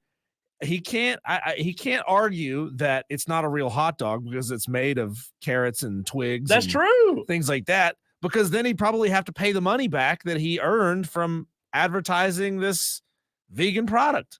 What a joke. Texters are weighing in. Texter from the 434 says chestnut dogs. John. Madcraft says he sided with the committee for that very reason because they're not real hot dogs. Gosh. Bobby says name them nut dogs. Ew. Texter from the 345 says this blows. They can suck it. Joey's the GOAT. Thanks, Texter. We appreciate the passion there behind your text. Yeah. Speaking of not sucking, okay. Okay. Will Shipley is apparently looking real good at Eagles mini camp and OTAs and things like that. Just a little OTA report for you on the former Clemson Tiger. This report comes from Jimmy Kempski of Philly Voice. He called him, quote, an obvious standout who worked quite a bit out of the slot and who made about a half a dozen receptions on the day. He noted a deep downfield pass reception, after which Will Shipley turned on the Jets. We know what's in that running back room with him. Saquon Barkley just signed a 3-year deal. I think this is a perfect situation for Will Shipley. And I know it's going to be hard for a lot of Clemson fans, people in the state of South Carolina, to root for anything Philadelphia. But we're in a modern era of sports fandom, Cole, where people don't really care that much about the team anymore. They just care about their favorite players going from here to there. And I think Will it found himself in a perfect scenario. He's not going to be forced to be that guy on this team. He can work out of the slot. He's got a skill set that is going to work well for him. And you're telling me that a formation with Jalen Hurts and Saquon Barkley, both of those guys who are weapons, both of those guys who are dangerous, and you've got a third weapon in the backfield, that's not a dangerous backfield right there? So I'm going to be probably disliked. I'm going to say no. I'm going to say Will Shipley. He's not going to have a good career. I've said that he's not going to go down as an all-time great at Clemson. I'm thinking 10 years from now, 20 years from now, our Clemson fans who are gathering up for a game, are they really going to be in the parking lot talking about that time Will Shipley did this or Will Shipley did that? No. They're not. They're going to be talking CJ Spiller. They're going to be talking thunder and lightning, right? They're not going to be talking about Travis Etienne. Yeah, Travis. They're not going to be talking about Will Shipley 20 years from now. I think he's one of those rare guys, Cole, that I think is probably going to have a better pro career than he did a college career, but you're not buying it. I'm not buying it. I hope I'm wrong because I'm pulling for Will Shipley. Don't hear me say I'm not pulling for him. Don't say, Cole on the Fan Upstate said he Headline, hopes Will. Cole hates Will Shipley. He hates exactly. He hopes he just fails. No, I didn't say that. I just don't think he has a good NFL career. I don't know that he has the breakout speed to really make a difference in a league where you better have breakout speed if you're going horizontal with NFL linebackers. Put it this way, Cole, small sample size. I get it. But his yards per reception were higher than his yards per carry. He averaged 5.2 on the ground. He averaged 7.1 through the air. Well, listen, if they're going to put him at slot, I'm intrigued. I hope that something maybe does come of it, and I hope I'm wrong. Like I said, I just don't know that at running back. If you told me that the only thing he was ever going to play was running back in the NFL, I get that he's behind Barkley, and I get that he wouldn't have a lot of pressure on him, and maybe he could be a sneaky guy, Diesel, because guys or teams wouldn't really be accounting for Will Shipley. Like, there are legs to that. I would hear you, and I would agree with that. I'm not saying he doesn't make some big plays. I just don't know that he has what it takes to go be better than the guys guarding and defending him. Yeah, I mean, ultimately, he may be the next Adam Thielen, just a small-bodied wide receiver that can catch balls in the slot when that's not what people expected out of him. They expected him to be this GOAT-level running back, right? They expected him to be the next Christian McCaffrey. He wasn't at Clemson as much as a lot of Tiger fans. The Tiger fans get mad at you. They're real touchy about this kind of stuff. That's why I said I was going to be disliked, They get real mad at you. How dare you? How dare you say he wasn't that good? Well, because he wasn't that good. The stats kind of prove it. Texter from the 860 says Shipley equals Danny Woodhead 2.0. Texter is too early. Well, 4:30. I wouldn't recommend drinking at 4:30 on a Tuesday. I mean, if the Eagles do use him in a two-back scenario with Saquon Barkley, Jalen Hurts, like I said, he's the third option to run the ball. I don't know what Jalen Hurts' skill set as far as like running an option, like pitching the ball out. I haven't seen him do it a lot. But that could be, a really interesting combo in the backfield. Danny Woodhead, he wasn't great in the NFL. So Texter, if you're, let me apologize. If you're saying that he's going to be decent but not great, I don't really know what you mean by that. Danny Woodhead, 101 games he played. He had 2,000 yard rusher. Didn't play a ton, 15 touchdowns. So if you're saying that maybe Will Shipley's a guy that's effective but not necessarily a one, I don't know exactly what you meant by that. I thought Danny Woodhead was a decent running back in the NFL. I just don't know that Will Shipley will be. A little follow-up, an additional camp note for you. Today is day one of Carolina Panthers mandatory camp. Ian Rappaport tweeted this earlier today, said the Panthers are expected to work out UFL Offensive Player of the Year, Hakeem Butler, before summer break. He said the all-XFL pick had 45 catches for a league-best 652 receiving yards and 5 touchdowns for the St. Louis Battlehawks this season. That is potentially interesting. You know, you take one of you take the best receiver out of the XFL who's just shown it.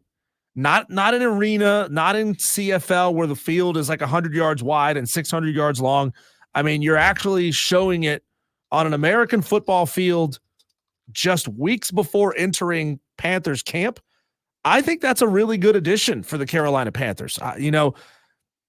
It's like saying he's the best FCS wide receiver now moving up to play FBS football. I mean, he's a good player. There is a misconception that the NFL doesn't watch the XFL. I'll say this. UFL. This is the UFL you're talking about. He was an all XFL pick. I mean, they're sort of interchangeable because, they just merged these leagues. So there have been receivers, Diesel, and players who have found success in the NFL after their careers in the UFL or XFL. So, for example, Kevontae Turpin, who got signed by the Cowboys last year, had a really good season. He was in the USFL in 2022, only had like a month off and then played for the Cowboys. Very good receiver. The NFL does watch guys in those leagues. You may not watch them, but the NFL does, because there are guys that you can pluck, because the reality of it is the NFL does miss. Like, they don't get everything right. There are talented guys playing in the USFL that can make an impact on Sundays. You just have to find them. Dallas did with Kevontae Turpin. Carolina Panthers, I hope this works out. I really do.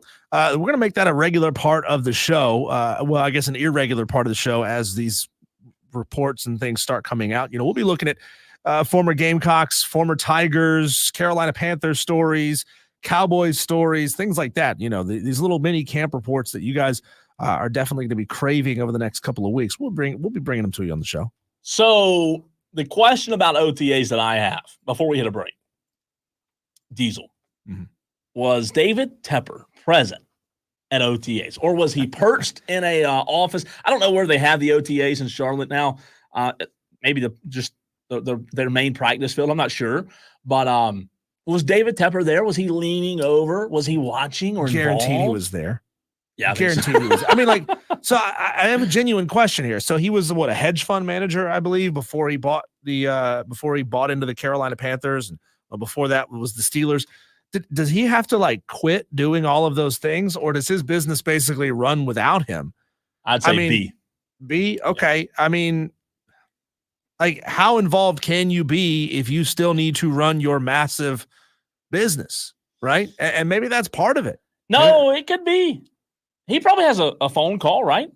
He probably has a guy running the business for him, I would think, and makes a phone call here and there.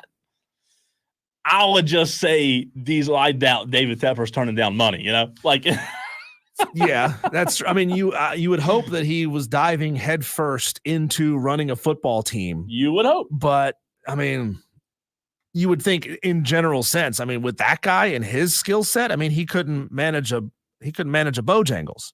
So I don't have a lot of faith in him managing the Carolina Panthers.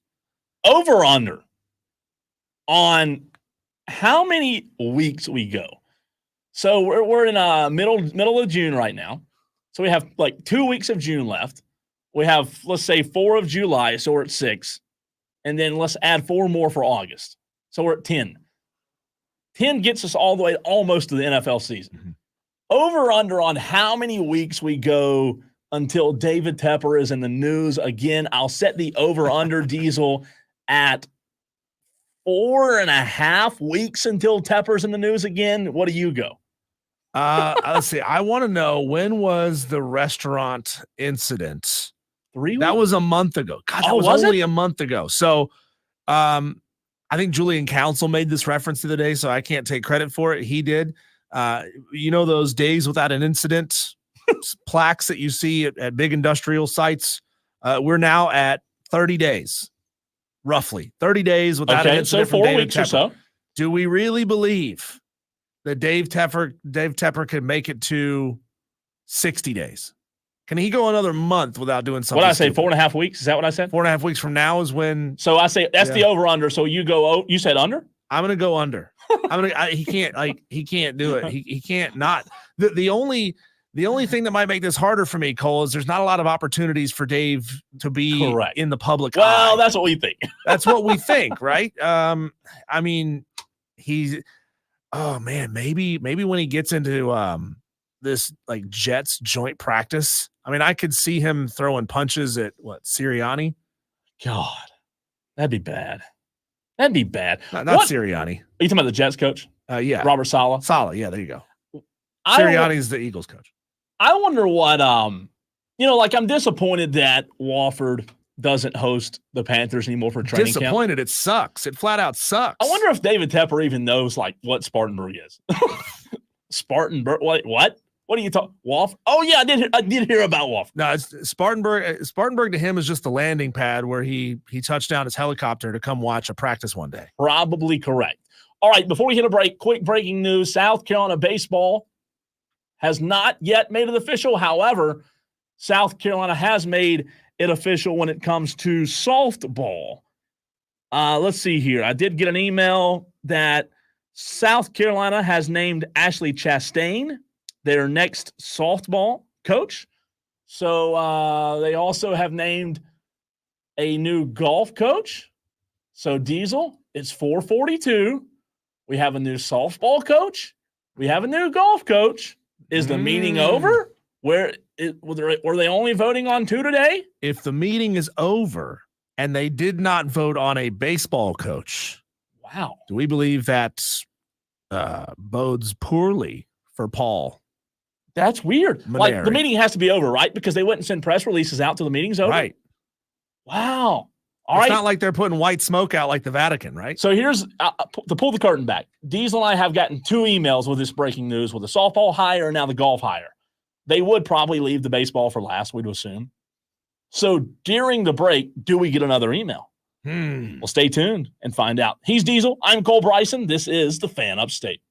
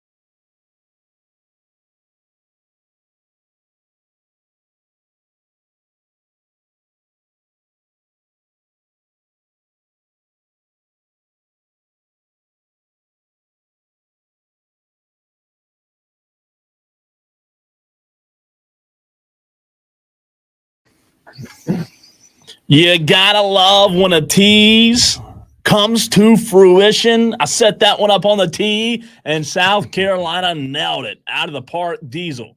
During the break, the email, official word, came in. Paul Mainieri named Gamecock's head baseball coach. Your initial thoughts, go. Good hire. It doesn't inspire a lot of rah, let's go run through a wall. But I think it's a good hire. It's an upgrade for sure. Question is, how many no's did they have to go through before they backed up the Brinks truck to the Mainieri home and got him out of retirement? 5? That's a fascinating question. I wish we could get an answer to that. Maybe one day we can. I don't know that we will, Diesel, but I'd love to know if we can ever get an answer to that. Brew Daddy on the stream says, so are they hiring Paul Manure or not? Yeesh. Jeez. So By the way, the question Brew is, Daddy. Brew Daddy, is that going to be permanent now? Are you Brew Daddy permanently? Have you renounced your Gamecock fandom because of this hire? Wow, that's a great question. So the Board of Trustees, Diesel, has also approved a 3-year deal for assistant baseball coach Monty Lee. So That's big. It is big. Package deal, right, for Monty Lee, Paul Mainieri. Also, contract approved for baseball assistant from LSU, Terry Rooney, for Paul Mainieri. It's a 5-year deal. This is huge. Before, they weren't willing to pay Kingston the money. They got Papa Mainieri out of retirement for $1.3 a year. Whoa, doubled the head coaching salary from what Mark Kingston was making. He was making roughly $600K a year base salary, more than doubled that to get Paul Mainieri out of retirement. Unbelievable. That's not a tiny bit of money, man. Like Kevin O'Sullivan's making 1.5, 1.6. Yeah. So at least based on the finances, South Carolina is proving once again that they're ready to play big boy baseball. I do want to know, how much was Ray Tanner making as head coach? That was a long time ago. I get it. Like, if he was making $800K, what was that, 15 years ago? 10 years ago? Probably. Yeah. Yeah. I mean, what's that equivalent to in today's salaries? That's fantastic. All right, your reaction. 71307 South Carolina has made it official. Before we head to the phones, Diesel, what Brew Daddy say? Says name is staying, fandom is teetering. Oh wow! Formerly Spur Daddy. I'm gonna screenshot this. Yes, Brew Daddy. I'm gonna screenshot this. So if things happen and the team starts out 10-0, everybody's feeling good, you can't go changing it back then. You can't. You got to wait the entire season, I think. After you renounce your fandom, you got to wait an entire year before you can jump back in. That is rough. Yeah. You may want to rethink that. 844 fan phone. It's the renewal by Anderson of the Carolinas fan phone. JD wants to chime in. What's up, JD? Hello, gentlemen. Thank you, as always, for taking my call. Listen, apparently, Twitter has been coming after your boy today. Listen, I'm here to claim my crown from the fan upstate. Let me also shout out 107.5 The Game down in Columbia. Apparently, they want to try to use my tweets on their show without giving me a chance to defend myself. So, hey, if anybody at 107 The Game down there in Columbia can hear me, JD's here to clear up his Paul Mainieri talk. Listen, initially, my reaction was not good. I had the same reaction when they hired Will Muschamp. But I'm getting accused of comparing Paul Mainieri to Will Muschamp. That is not the case. I compared my reaction to the same. I was underwhelmed. He was the 4th or 5th best option, or the 4th or 5th option, period, not necessarily the best one. Now, does he have a great resume? Yes. Can he be a great head coach for South Carolina? Yes. What I need to see is a succession plan in place. I need to see assistants who have Gamecock or South Carolina ties or great college baseball ties. And I need to see action. I need to see success. And listen, we won't know that for a couple of years. But if anybody wants to clown me or get my opinion, JD is always right here, and JD is always available to give those to you. Maybe you just need better takes, JD. Oh, well, no, hey, it ain't about the takes. They all want to try to – they can't read and comprehend simple English language on Twitter, apparently. I said that I'm not not going to support the coach. or You wouldn't want to support see the him hire. try to walk and chew gum at the same time. That'd be an ugly scene, my friend. Yeah. Hey, maybe I need better communication skills, but hey, we're only No. allowed so many characters on Twitter. So y'all give me a break. Like, listen, if Paul Mainieri, he might be a great coach. We don't know. I don't know. I like his resume. I would like to hear the man speak. I heard Monty Lee speak a few days ago, and I like what he had to say. So give me him on the staff. Give me Powell. Give me a succession No plan. Powell. I'll be good with the hire. So JD, you're a Gamecock fan. We know this. We're establishing this. You said succession plan. Are you saying that you want to see Monty Lee as coach in waiting behind Paul Mainieri? Yeah, I would like to see somebody. In order for them to keep Monty Lee, I think that would have to be the plan. They've already kept him. Because They've they already might- announced it. If you listen to Wire, you would know that. We just said it. Well, Monty Lee has been approved. Also, Terry Rooney from LSU pitching coach. I think he means if they keep him Okay, that right, long hey. once Paul Mainieri retires. Don't give him the benefit of the doubt. Yeah. Right. Well, hey, that's a big question too. I mean, how, are we looking at 3 years, 4 years, 5 years? I mean, it'll be hard for a coach to, sell somebody to come play for him if he's not going to be there for 4 years. So, I mean, I think the plan for, right now, Mainieri has to be there for 4 years at least. And then, yeah, I'm good with the Monty Lee. Sorry I missed it, you guys. Hey, I've been a little busy today. Hey. Like I said, I have people coming after me on Twitter. But, hey, gentlemen, thanks for taking my call. Appreciate it. Thank Paul you, Mainieri JD. might be in assisted living in 4 or 5 years from now. Jeez, Old. Diesel. He is Jeez. old. You didn't have to go there. Yeah, I went there. Cole, when we come back, it is time for you and I to amp this thing up yet again after some bombshell news that South Carolina has officially announced former LSU coach Paul Mainieri as their next head baseball coach at a price tag of $1.2 million a year. It is time for you and I to fight about it. The 5 o'clock fight comes up next.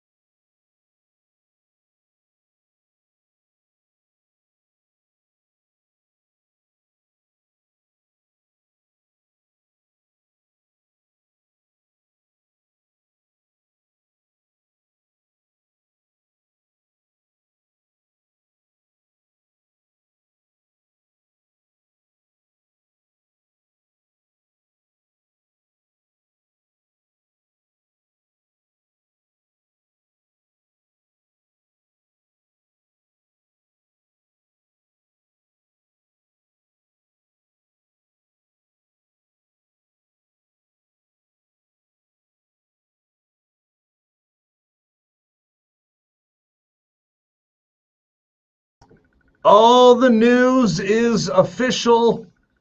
Gamecock Twitter is chirping. We'll get to some of that a little bit later on in the show, in the segment, especially for round 2 of the 5 o'clock fight. But here's what we do each and every day at 5. It is the most interacted with segment on the show because you, the Tolos, are awesome, right? You guys know what's up. You know that you're supposed to listen. You're supposed to turn it on at the beginning of the show, leave it on for the entire show, interact throughout. Appreciate Spur Daddy. Not Spur Daddy. Brew Daddy. Excuse me. Brew Daddy. Appreciate Madcraft. Appreciate JD. All of you for texting in throughout the show. We need you to keep it up. And if you're not texting in, get it together. Get in the game, would you? Here's your chance. We call it the 5 o'clock fight. Each and every day at 5 o'clock, we pick 3 different topics, sometimes sports, sometimes not. We fight it out. We have to take opposite sides in the argument. Let's get started.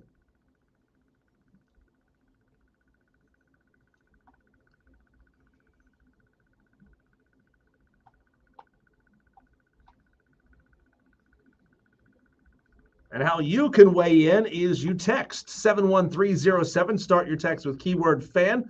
You can also send us a message on the web stream. It's on Facebook, Twitter, and on YouTube. Just search for the Fan Upstate. Jump in, interact with the other Tolos. We're going to fight it out 3 different times. You tell us who wins each round.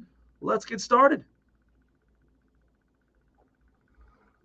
Late night Waffle House. Does anything hit quite as good as late night Waffle House? As a matter of fact, I had late night Waffle House last night. Are you serious? I did. You I suck, very much man. did. I very much so did. Jealous. I hadn't had Waffle House in almost a year. How late was it? Because that matters. It's about midnight. Dang. Yeah. You were up 11:30, midnight. We watched a movie last night. Didn't get out till 11:15. By the time we made it back to Malden, 11:30. We're having Waffle House. But question for you, Cole. It's a bad one. What's your go-to meal at Waffle House? In my opinion, there's only 2 options. You can go all-star, or you could go with like a hash brown or a grits bowl.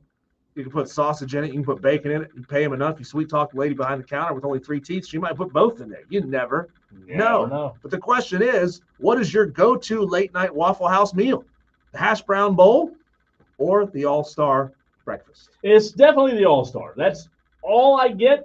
I think I've ordered one other thing ever, and it's a sleeper. I'll tell you what the sleeper is in a minute from Waffle House, but the All-Star Diesel, it's the only thing that I ever order. You can't go wrong. There's so many options. I very rarely finish it. I am ashamed to say that. Yeah. It's usually the waffle that I don't finish. But the All-Star is the absolute best, and there's no debate there. Well, I do love the All-Star. My big problem with the All-Star is it's got those 2 little slices of bread on it. Like, what do I need slices of bread for? Oh, so good. Right? I mean, it's just white bunny bread, right? There's nothing special about it. So I'm going to save those carbs, Cole, and I'm going to put them where they belong in some fried potatoes. Give me the hash brown bowl. I don't go with the grits bowl. I always go with the hash brown bowl, and I got to do it smothered, covered, capped, peppered. Capped is the. I was making sure you said capped. Yeah. So it's got to have and diced. I had it diced last night. I put tomatoes on. I don't put the chili on there. I don't do the chili.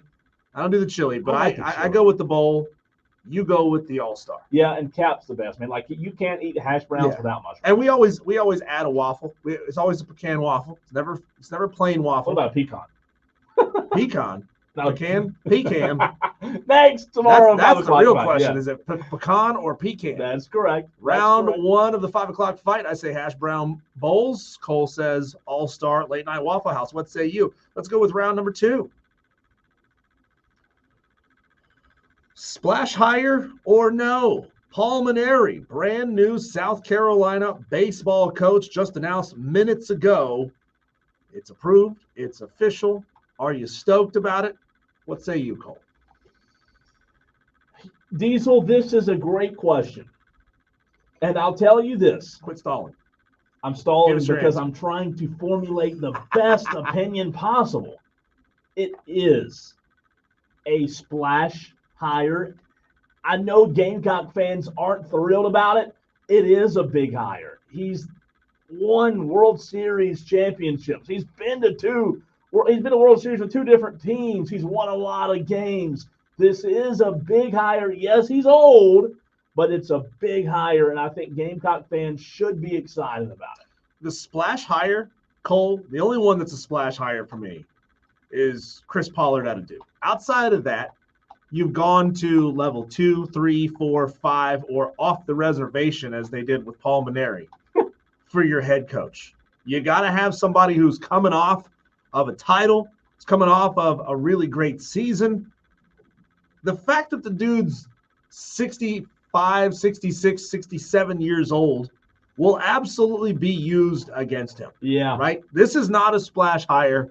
You had to go down the list. I mean, I will say at least South Carolina jumped over Monty Lee. You keep him on staff, and that's great. I love the fact that you kept him on staff. But, man, this hire screams you got your fourth or your fifth choice.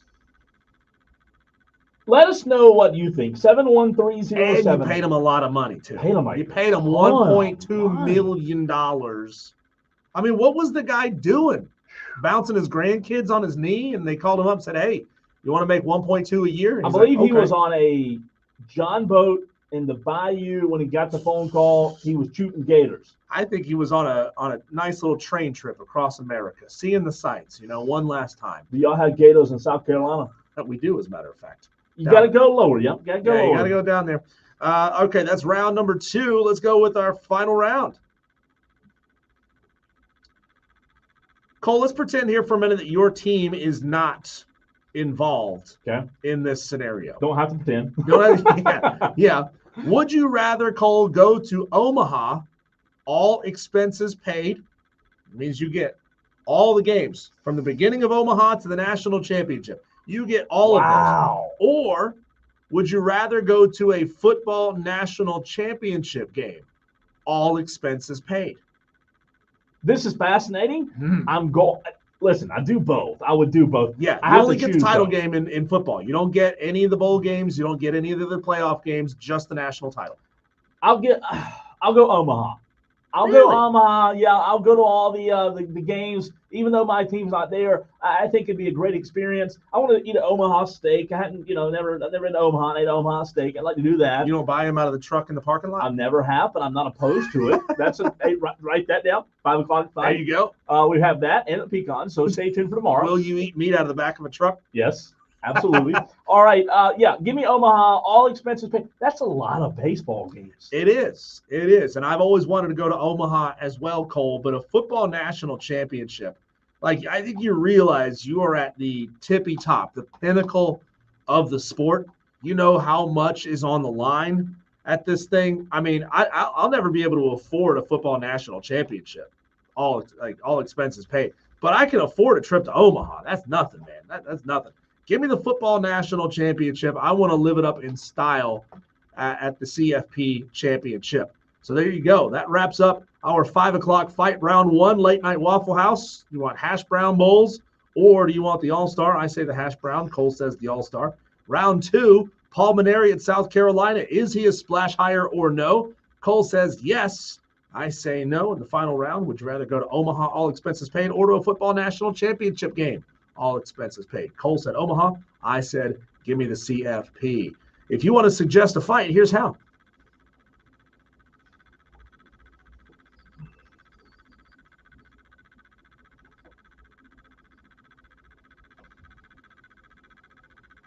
And here is your chance. Text in 71307. Start your text with keyword fan. Tell us who won each round of the 5 o'clock fight, or jump into the stream, the comment section on Facebook, Twitter, or YouTube, and tell us what you think over there. While the Tolos are getting their texts and messages in on the stream, you said you went to the movies last night. I've gotten hung up on that because for the past 4 days, I've been super busy. Like this past weekend, I've been in Saluda, Chapin, all over the place yesterday and today, and I have not been able to go to a movie that I really want to go see. Please tell me you went and saw the new Bad Boys last night. Did not. Oh, my gosh. What did you see? I saw the third Lord of the Rings movie last night. Do you like Bad Boys? I do. I love Bad Boys. It's freaking hilarious. That Bad Boys 1, I think Bad Boys 1 is way better than Bad Boys 2. I do love Bad Boys 2, but, man, 1 had Tay Leone. Tay Leone was like chef's kiss. gorgeous in that movie? They're both great, They're but great. I've been told, I have a buddy that's seen it twice already. Really? I've been told 3 is just. Now, is it good because it's a good story, or is it good because it's like they've made it over the top like the Fast and the Furious movies, where it's really silly and lots of weird That's explosions? a good and, question. Maybe both. like I hope. I am out on a car movie like that when the cars do uncanny things that cars can't actually do. No, I hope not. I don't want it to be that. I really don't want it to be. Listen, there's a good chance, Diesel, and I can give a report tomorrow if it happens. There's a good chance I see it tonight.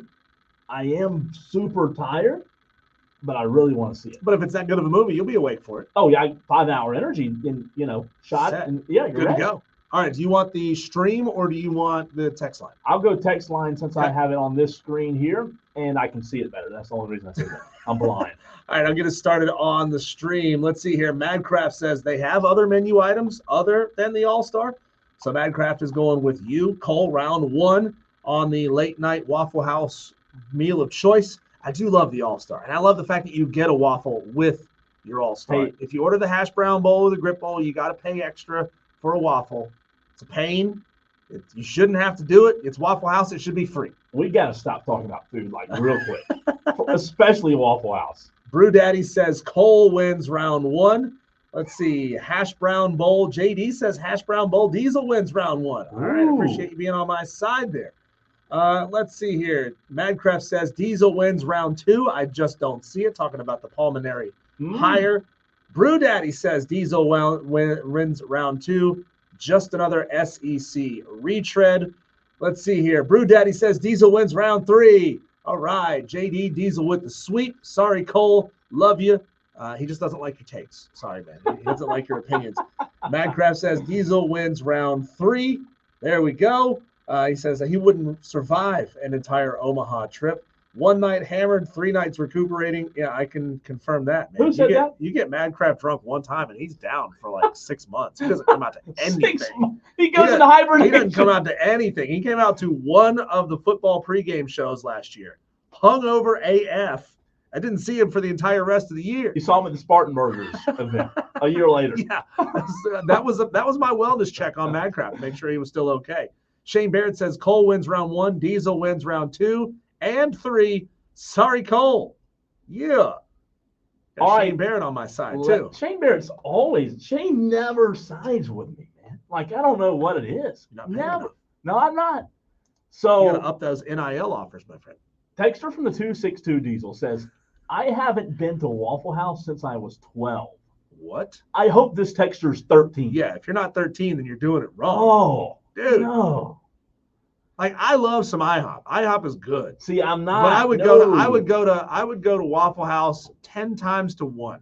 Well, that's okay. That's, And we're on the same page now. And occasionally you want a half stack, or short stack. What do they call it? Not an IHOP guy. 864 says, I deem y'all both winners today because the clowns at 10. We can't keep throwing other radio stations shout outs, JD. I'm sorry. I'm skipping that text. 34 says, I'm fired up. Well, that's again, JD. All right. This is Wyatt. Wyatt says, round 1, you both lose. Bubble guts before bedtime. No way. Not true, man. I was totally fine today. Like, the key is Totally. on the eating late. It's not good for your system, but like, as long as you go to bed right after, you won't have to deal with that till tomorrow. Push it off. I mean, come on. Then sit down and push it out. Yeah, exactly. Lefty Tiger says, always get the Texas cheesesteak melt with hash brown scattered, covered, smothered chunk, then drizzle ranch in the hash browns. There's no winners there. We didn't ask for food suggestions. They have menus at Waffle House. Lefty Tiger. I don't know that I've ever gotten the Texas cheesesteak melt. I think I have one time. 468 says round 1 the Diesel just because Cole mispronounced pecan, however you say it. Round 2 to Cole, splash higher for locking up 2 really good assistants. Let's see if that Well, we text didn't ask you about his assistant coaches. We Yes, asked sir. you about Paul Mainieri. Round 3 goes to Cole, says Alan B. BS. Alan B. Alan misunderstood the assignment. No. His round 2 vote is stricken from the record. Don't do Alan B like that. He sided with me. Another Waffle House order. Again, we didn't ask for orders, so I don't know who wins round one. Round two says the shame. Okay. I'm just going to skip over your text. If your text isn't good, I'm going to skip it. I'm sorry. I'm not trying to be mean today. I know I'll get told. But you missed the ending part. Just read the last couple words there. Diesel wins ag. Again. That was from Tolo Spartanburg J. Thank you, Spartanburg J. Spartanburg J. You didn't tell me who won round one, though. Jay Kilby says, got to order off the menu omelets with grits and a side of hash browns and yes, capped. The fourth text. We can all agree on that, right? Yeah. Lefty Tiger says, Cole gets the sweep today. Sorry, D. Appreciate you, Lefty Tiger. I was going to note before we get into this story that happened to me today, because I think our listeners will side. You should know that Russell Glover on the stream says he's never been to a Waffle House. Russell, you do realize that when FEMA, when Katrina hit in Louisiana, FEMA went to Waffle House to figure out how to handle these situations. Because no matter what happens, the power is always on at Waffle House. That's tough. They always got food. Like, Waffle House is the best, man. It's like the heartbeat of America. It really is. On the last Waffle House note, you know what the most underrated thing at Waffle House is that I really, really like? The staff. Besides that, the pork chops. Grilled pork chops. Oh, see, phenomenal. I love their breakfast so much, I can't imagine not getting breakfast get both. at Waffle House. Get both. Get like pork chop and eggs or something. I know it's weird, but their pork chops are phenomenal. I mean, amazing. We do have a question to ask before we get to a break, because we do have to go to break in a few minutes. But now that we're on this like decisive debate, 5 o'clock fight, was I in the wrong today? Texters, Tolos, get your thoughts in, 71307. Diesel and I talked about this earlier in the show. I get frustrated over dumb things, Diesel. I get frustrated over drive-thrus. I really do. I've seen it. Oh, it drives me nuts. And I know that you have your own drive-thru frustrations as well. I did something today that I very evidently made the lady mad at a establishment this morning. So early this morning, like 6:30 early, right? Me and a guy that works with me were on the way to a job, and non-radio station related. Go through the Hardee's drive-thru, right? Order the biscuit, order the food. Wasn't a lot. It was one meal. I didn't eat anything. We get to the window. I forgot to order the drink. Okay, it was my mistake. At the window, I asked the lady, "Hey, can we add on a sweet tea?" We didn't get a sweet tea. She looks at me and says very rudely, "No, you cannot place orders at the window." So I had already paid, so I drove in front of the building, Diesel, around the building. There was nobody in line, back to the little speaker, and she said, yes, like very rudely. I said, "Can I please add a tea?" Drove right back around. She didn't say anything, of course. Drove around, and she very aggressively handed me the food and the tea. Was that my fault? Was I wrong for that? So had you already paid for the food Yes. before you ordered the tea? Correct. I had. So she wouldn't let you essentially do a new order Correct. at the window. Yeah. I mean, that's being really like slavish to company policy. It's company policy. We can't take orders at the window. I've done it a ton, though. Yeah. No, nobody has ever said no to me with that before. That's a jerk move. That's a jerk move. So if the lady from Hardee's in Chapin, South Carolina is listening, you were a jerk this morning. Hey, it's very easy to get free. Very easy to get free food from a fast food restaurant if you just call up customer service and tell them, I'll never go to a Hardee's ever again. You could be lying, like you're gonna go to a Hardee's again, right? Yeah. But obviously, there's a reason why you were the only person in the drive-thru at that particular Hardee's, because that particular Hardee's must really suck. So nobody goes to that Hardee's. You just didn't know that because you're an out-of-towner. Yeah, and listen, all I asked for was a tea. Like, I asked for David's tea, and she basically just aggressively throws the food. John Dog says on the text line, "Cole, you were a little brash today." Sorry. If only you had a sweet tea this morning. If only I did. Texter says, if the cook is outside smoking, when you get to the Waffle House, the food's about to be fired. As a matter of fact, the cook was outside smoking when we got to the Waffle House. They always are. They all do, right? I mean, who doesn't? I mean, look, it's not the most complicated menu in the world, but somehow like people overcomplicate their orders and add this, add that, and it's always good. Most of the time it's right. Most of the time you get what you actually order. But you know what? You're okay with it if you don't. Like if they put on something they're not supposed to put on, you're okay with it. It is funny that you say that because like you just it's okay. It's no big You deal. accept it. It's part of the adventure. Anywhere else though, you're like, what the heck? There's that chef Anthony Bourdain, the one that offed himself. Yeah. He went to a Waffle House in one of his episodes of the show, and he had said like, "Man, I'm anti Waffle House, anti short order cooking. Like this is not good cuisine, right? This is just essentially the deep South street food kind of thing." And then he has it, and he goes, "Oh, I've been missing out my whole life." Like this is a dude who is anti Waffle House his entire life based on principle, but he actually tries Waffle House and goes, "Oh, damn, that's good." I think they got him drunk before they did it, but like that's another essential part of the experience. You have to have a little bit of alcohol in your system to go to a Waffle House. Russell Glover says, everybody's shocked when I always tell them I've never been to Waffle House, but all I have ever heard is that Waffle House is basically hotel continental breakfast food. So why would I want that? No, it's 10 times better than hotel. Try it, man. Like we could talk for another hour and 38 minutes if we wanted to about just how good Waffle House is and what it means to all of us here in the South. But like you just got to go try it for yourself. That's it. You just got to go try it. So you're saying we can't talk about Waffle House for the next hour and 38 minutes? It's probably frowned upon. All right, South Carolina has named a new baseball coach. We'll get back into it. They didn't choose Landon Powell, who there was a lot of talk about this weekend as he blew up on Twitter this weekend for just demolishing a Gamecock account. We'll get into all of that as well as your reactions next.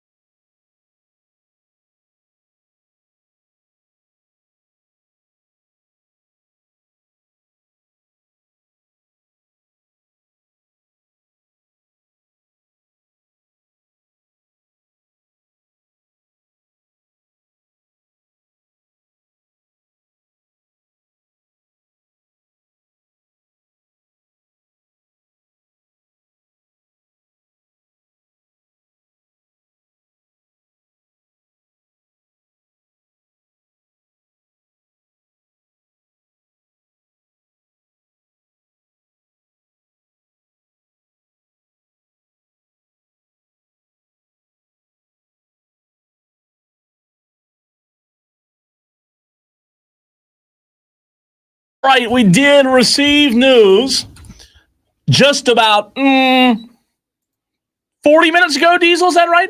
45 minutes ago, that Paul Mainieri, they have made it official. The press release has been sent out that the University of South Carolina has named Paul Mainieri the next head baseball coach. Ray Tanner announced on Tuesday he becomes the 31st head coach in the history of Gamecock baseball. He also announced the retention of associate head coach Mainieri, in addition to pitching coach Terry Rooney, and assistant coach John Hendry. So those are a couple of updates, if you will, on what this staff will look like for the Gamecocks. How about that? They've got the guy. Right. Keeping Monty Lee was one of the best things they could do. Obviously, with the recruits that were so into Monty Lee last week, we read many text messages from recruits and players who wanted to keep Monty Lee around. So it keeps them happy. That's good. What did Ray Tanner say? Ray Tanner said, Paul Mainieri is an outstanding coach, teacher, competitor, and someone that I have known for many years, said AD Ray Tanner. One can judge his success through his many championships, SEC and NCAA, but I see the impact he has made on young men and know he can have that same success here as he achieved in his career. I hear all that, Diesel, but the age, I guess, is probably the biggest concern for Gamecock fans. Yeah, it should be. He's not going to be. He's not going to coach a baseball game at South Carolina until after his 67th birthday. He's on a 4-year deal. He'll be 71 by the end of his deal. Was that right? 4 years was his contract? I believe 5. 5 years. Okay, so he'll be 72 by the time he finishes. I would be shocked if Paul signed a second contract with South Carolina. I mean, I'm not as stoked on Paul, especially when you factor in all the different things that people who know Paul Mainieri well have said about him. We had a couple quotes earlier in the show. Chris Phillips from SEC Unfiltered said this hire was out of left field. It was perplexing, that it left him speechless. Blake Ruffino from Are You Serious Sports, who covers LSU, says that he is not going to be a coach who's out there hitting the portal, traveling to see these guys.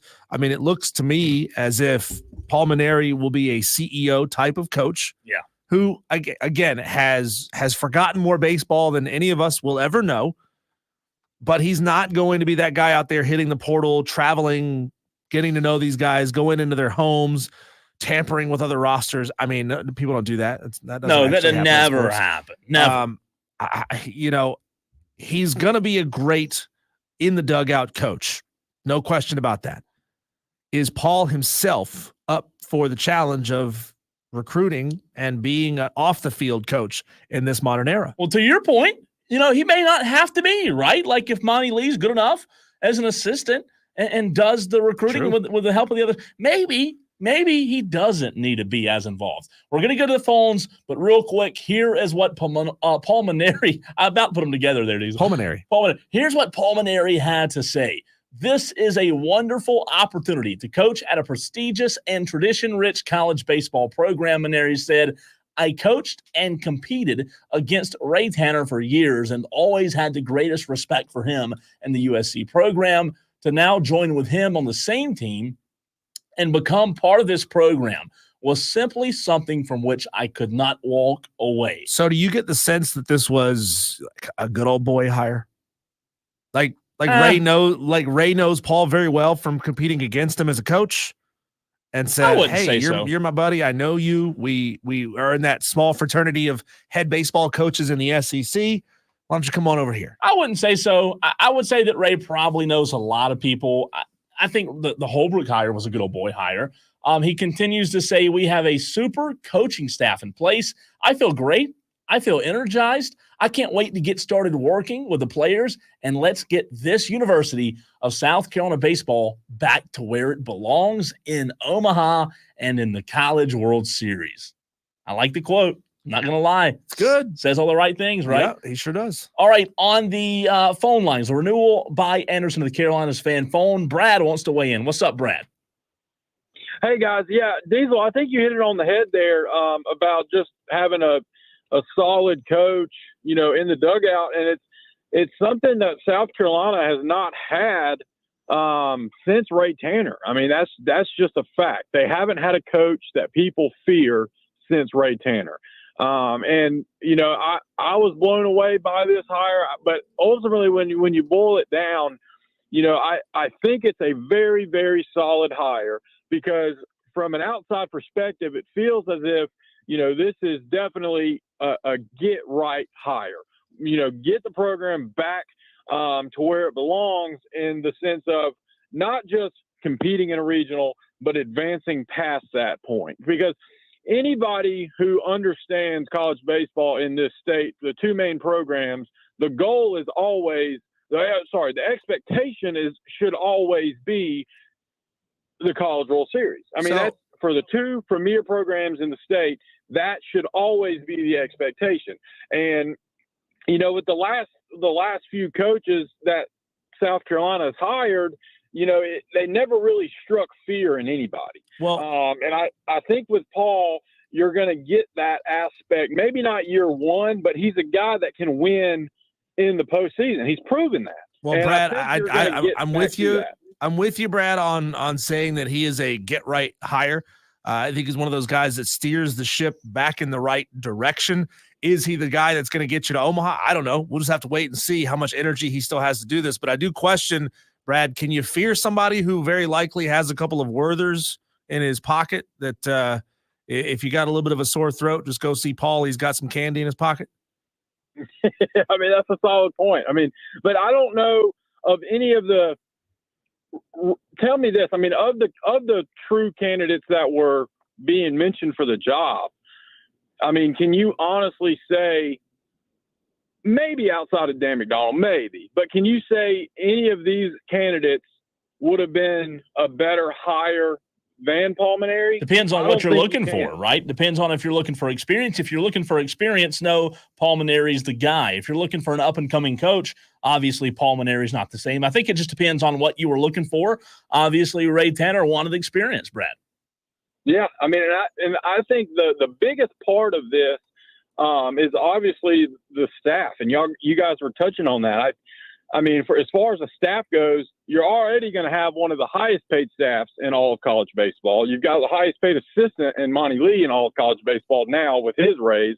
So, I mean, as far as having an incredible staff, you have to credit Ray Tanner and Paul Mainieri on putting that together, because when you look at the resume of that staff, I don't think South Carolina fans will really have to worry as much about recruiting, because Monty Lee's shown he can do it.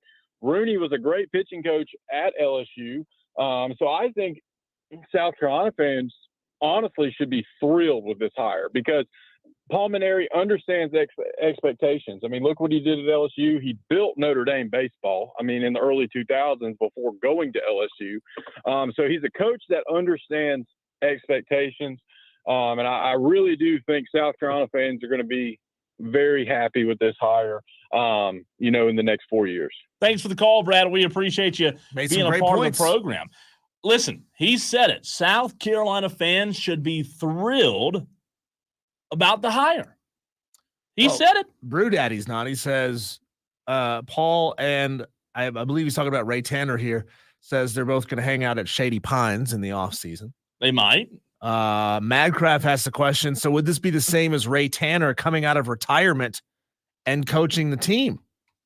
Well, it would be similar because they are similar in age, but I think that South Carolina fans obviously – listen, people had to look up. As much as you want to say you didn't, people had to look up and see who Paul Mainieri was. South Carolina fans knew who Ray Tanner was because they followed South Carolina baseball. A lot of fans don't follow other programs as closely as they do their program. If you're not a diehard college baseball fan, you wouldn't know him. It's a difference in between your program and other programs, even though he's had success. Yeah, it's a good hire. I'm not blown away by Paul. I mean, if it's me, if it's my program, if I'm Ray Tanner, I want somebody who is gonna probably be there longer than I will. Right? I want to hire somebody like the head coach at East Carolina, head coach at Duke, somebody like that, the assistant there at Tennessee, somebody who very likely is going to be around after I leave, hopefully, because they've had success. But, I mean, look, what did we say last week? That Ray Tanner's job is probably on the line with this hire. And if he doesn't get this one right, he's probably not going to get another opportunity to make a decision at head coach for any sport. So, I mean, I think he made the safest possible hire that he could.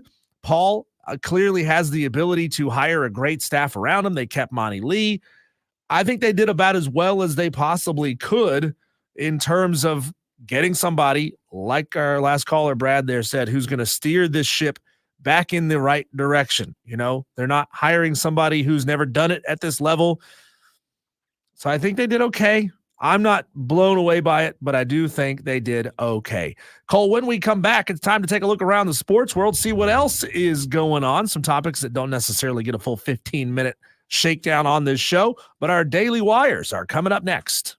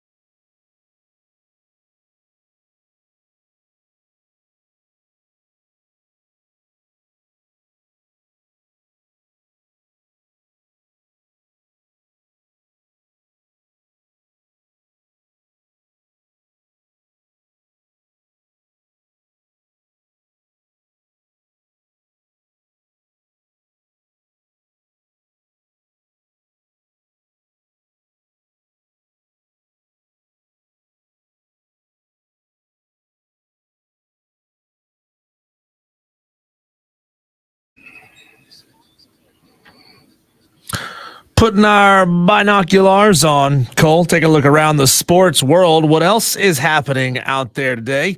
We call this segment our Daily Wires. Nice.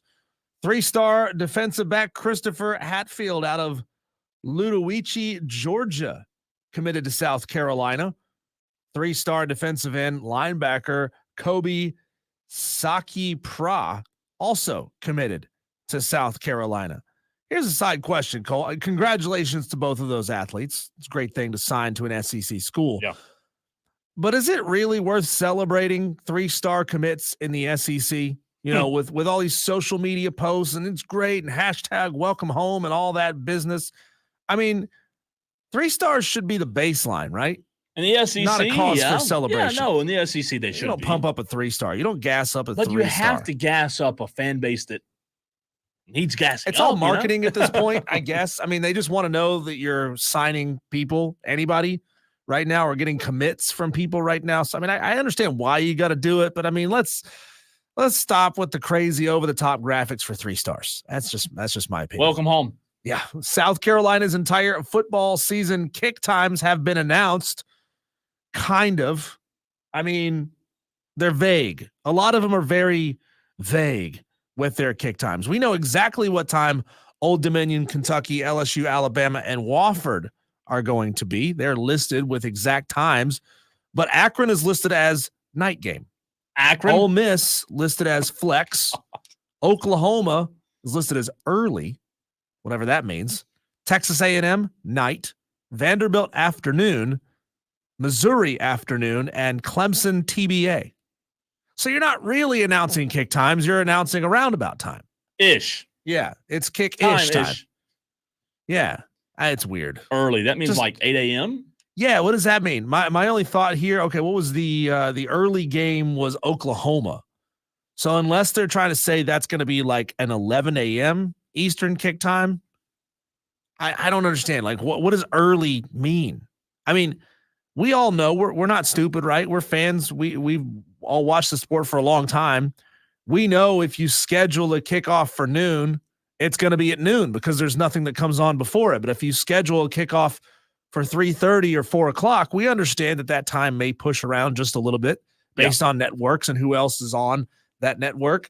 I mean, I don't understand. Like, don't tell me that you've announced kick times when you're announcing them for night, flex, early, night, afternoon, and TBA. Akron, a night game. Get the popcorn ready. I mean, do Gamecock fans even know what Akron's mascot is? Do you know what Akron's mascot is? I have no idea. Zips. Yeah. That's a terrible mascot, by the way. It's a kangaroo. Named Zip? Yeah. Probably Zippy, Zip. Who knows? Oh, boy. Next up, the Olympic rings have officially been mounted on the Eiffel Tower to mark 50 days until the Paris Games. Are you excited? That's what we're going to have to talk about. You this want me summer. to be 100% honest, asking me if I'm excited about the Olympics? If Caitlin Clark's not in it, he's not excited. No.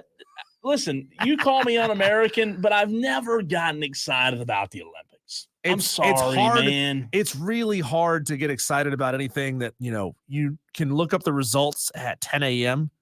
and then be like, oh, I'm going to watch the replay of this in prime time later on, right? Yeah. It's like asking me to be excited about English Premier League soccer when I got to get up at 10 in the morning to watch it. Can I gamble on the Olympics? I mean, that'd make it more interesting. I mean, I could drink to watch EPL soccer, but that would make me an alcoholic. I guess you're not alcoholic if you never went to sleep the night before, right? It's not weird. You're not getting up and drinking early if you never went to sleep. Celtics announced that Kristaps Porzingis has a torn medial retinaculum. Oh, this is a hard one to say. Torn medial retinaculum, allowing dislocation of the posterior tibialis tendon in his left leg. You doctors, I'm sure there's an acronym for this. Really? TMR DPTT. Yeah. His status is uncertain for game 3 of the NBA Finals, so the Mavs, you might have a chance. That's if big. You don't have Kristaps coming off the bench, dropping 50 on you, dropping 20 on you, 30 on you, you may have a chance. Certainly. That's a big. If he's not playing, Yeah. that's a big deal. I mean, it feels like maybe they did rush Kristaps back, but hey, I mean, if you come back and you aggravate an injury, you re-aggravate something that kept you out for a good part of the season, but you walk away giving your team a 2-0 lead, you got to feel really good about that. I mean, compare that to Cam Newton, who wouldn't jump on a fumble near the end zone in the Super Bowl because he didn't want to hurt himself for next year. You're in the friggin' Super Bowl, Cam. Aaron Rodgers was absent from Jets minicamp, and he has been fined for not showing up. Really?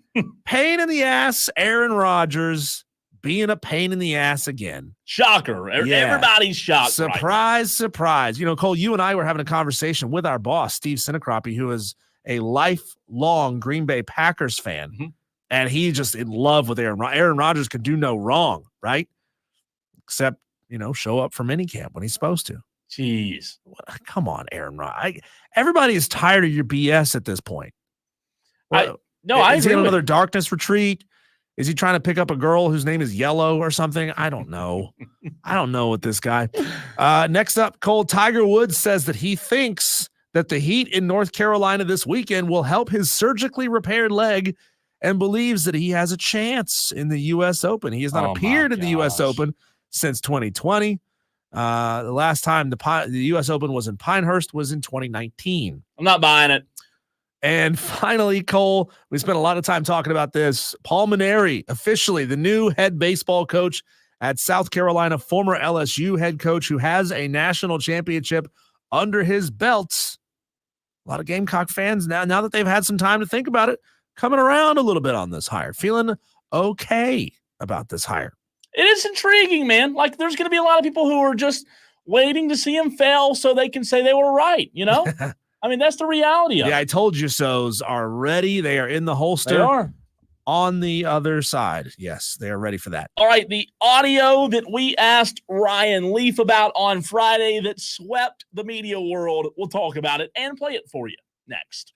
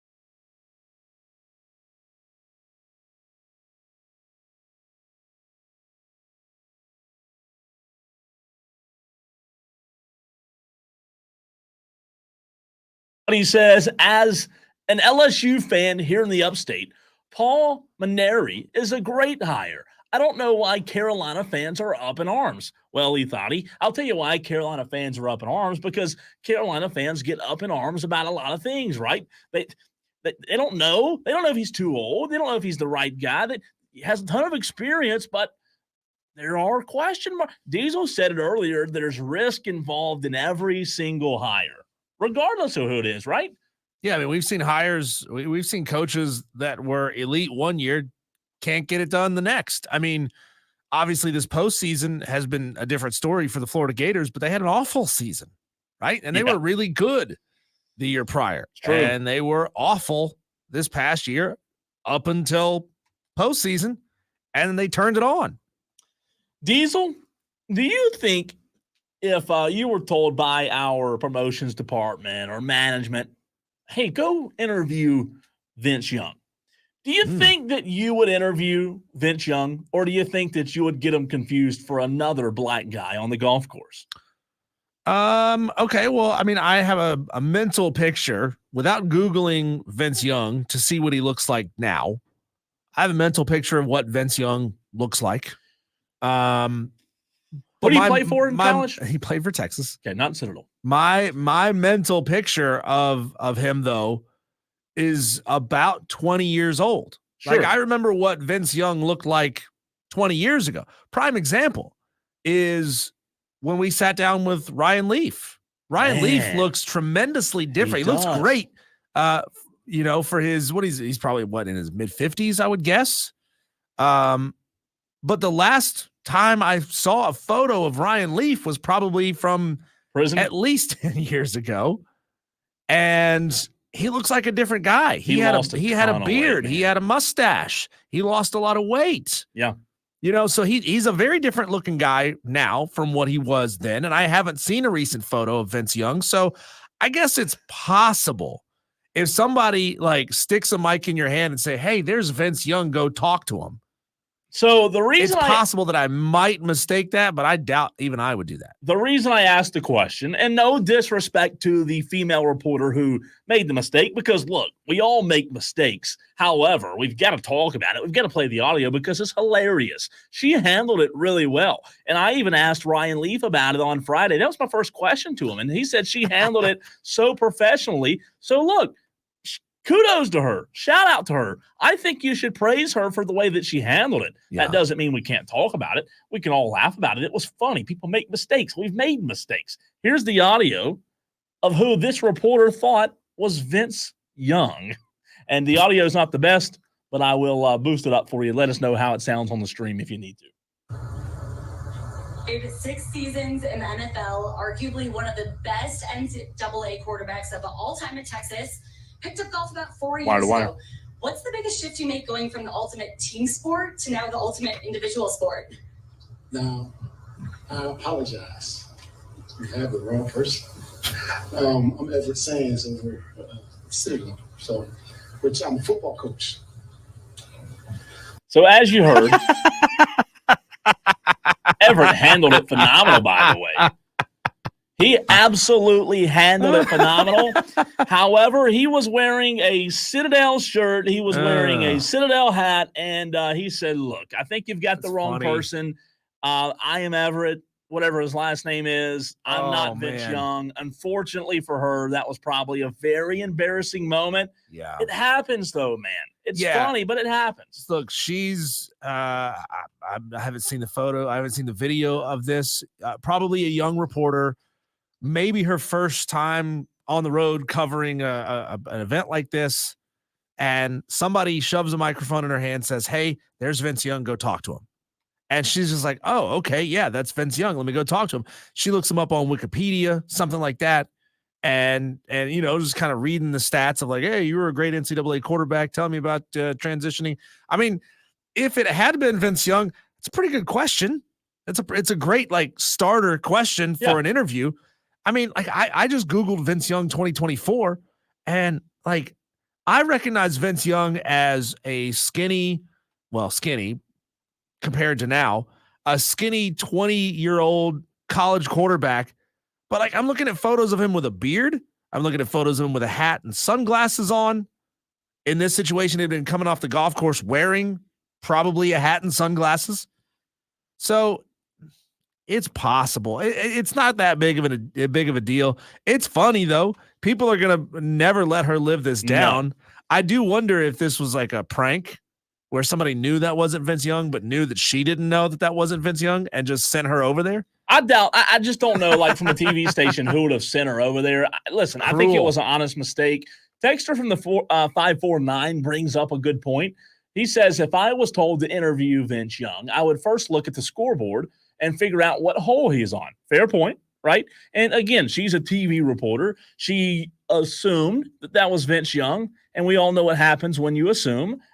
It's not a mistake that puts your career in question or anything like that. It's an honest mistake.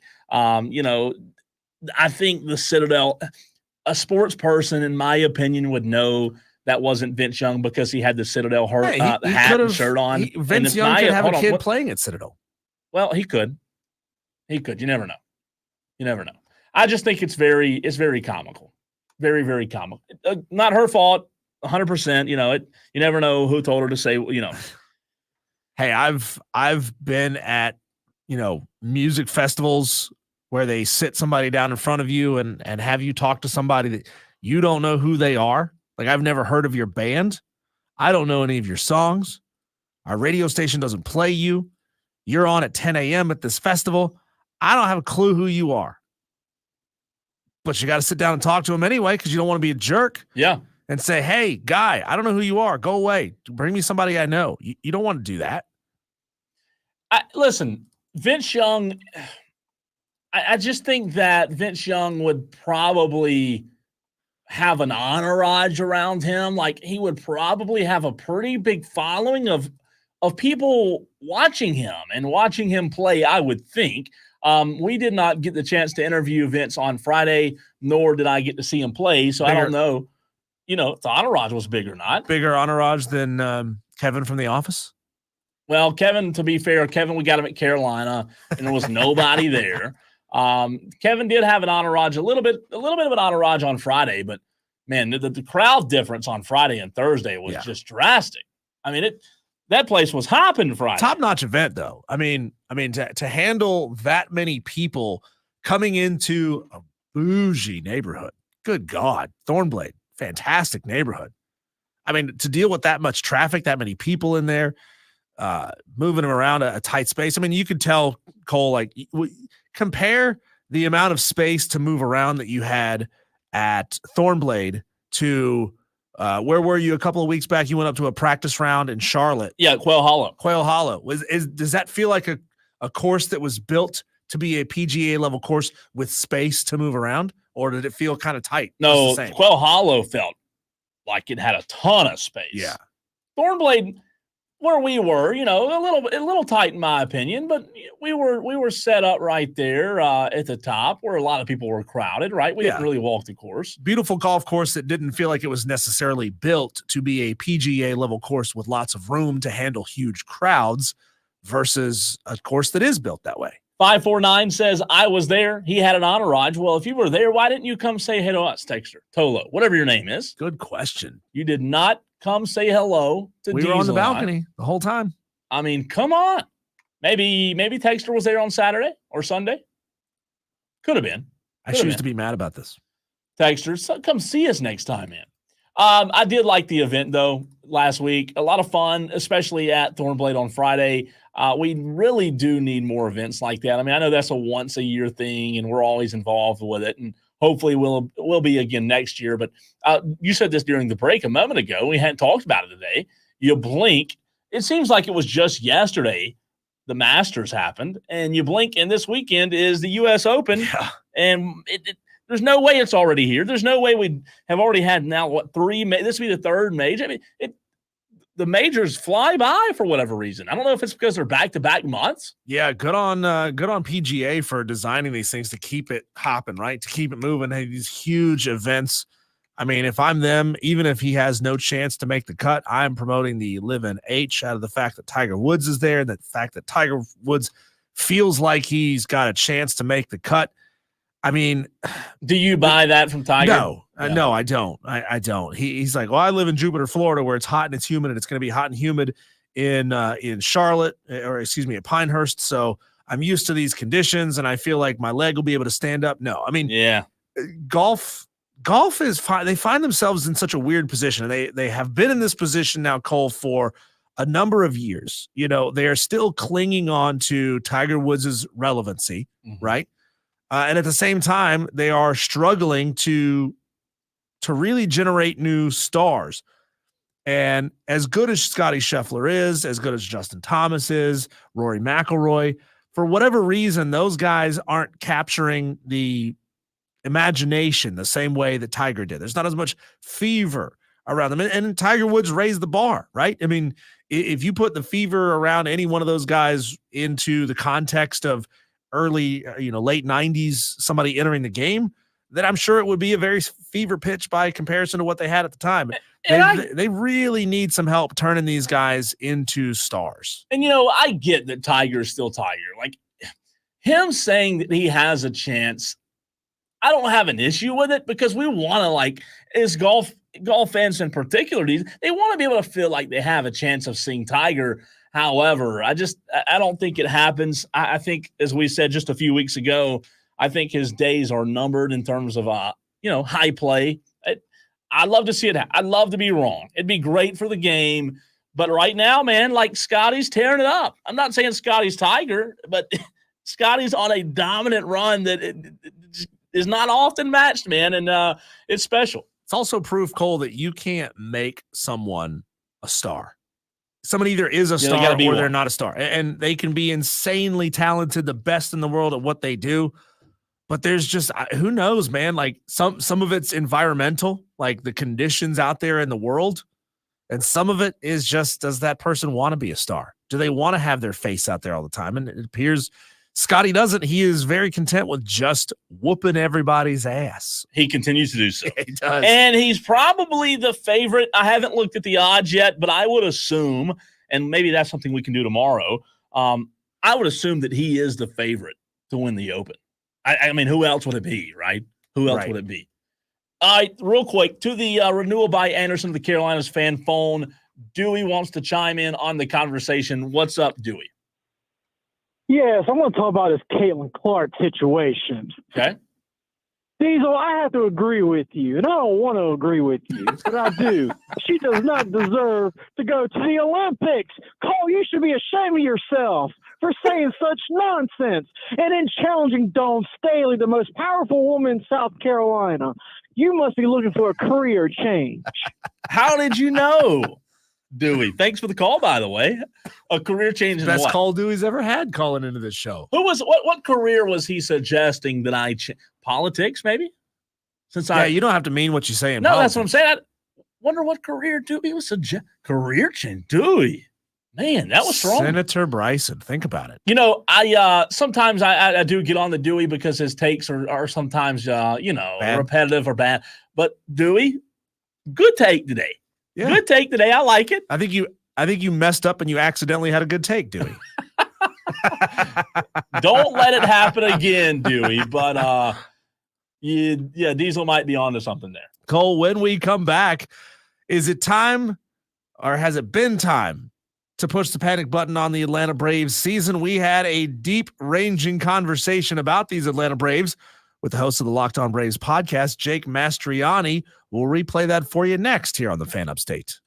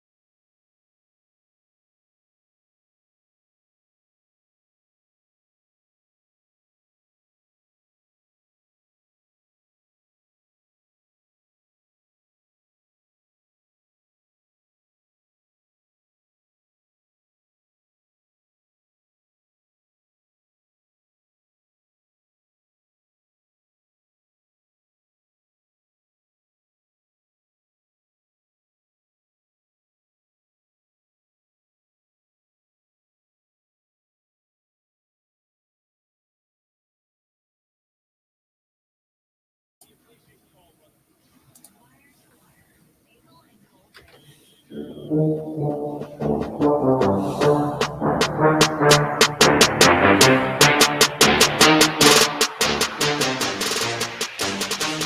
down the stretch here on Wire to Wire show number 56. We thank you, Tolos, for being here each and every day.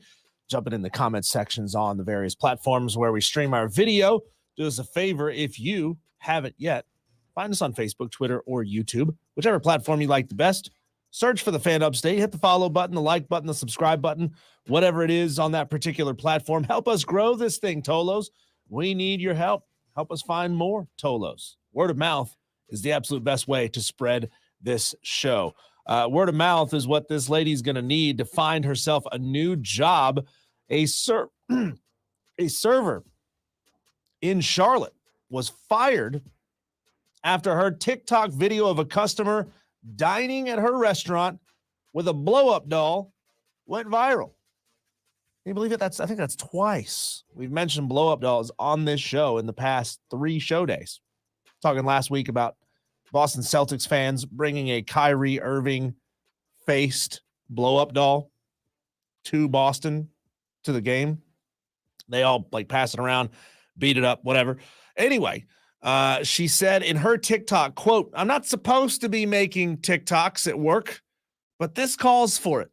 I work at a nice restaurant in Charlotte, and I need you guys to see what just came in the door." This is fantastic. Her video shows a man dining with a blow-up doll placed in the chair across from him at the table. And from the video, it does look like they're at a very nice restaurant, like white tablecloth type of restaurant, white linen cloth type of restaurant. She was interviewed by the Charlotte Observer talking about this. She said that she knew she could get fired, but was like, she's okay with it. She was like, I was thinking about quitting my job anyway. So she's like, let's just go for it. Go for broke. Let's put the TikTok up anyway. Well, the video went massively viral. The guy who was in the video saw it and posted a response TikTok. He wasn't mad. That's not why she got fired. She didn't get fired because he got mad about it. He was actually serving out a punishment for losing a wager in his fantasy football league. God, I love it. If you guys have fantasy football leagues, if you played in a fantasy football league before, hit me up on the text line, 71307. Start your text with keyword fan, or get into the comment section. We got about 5 minutes left in the show today.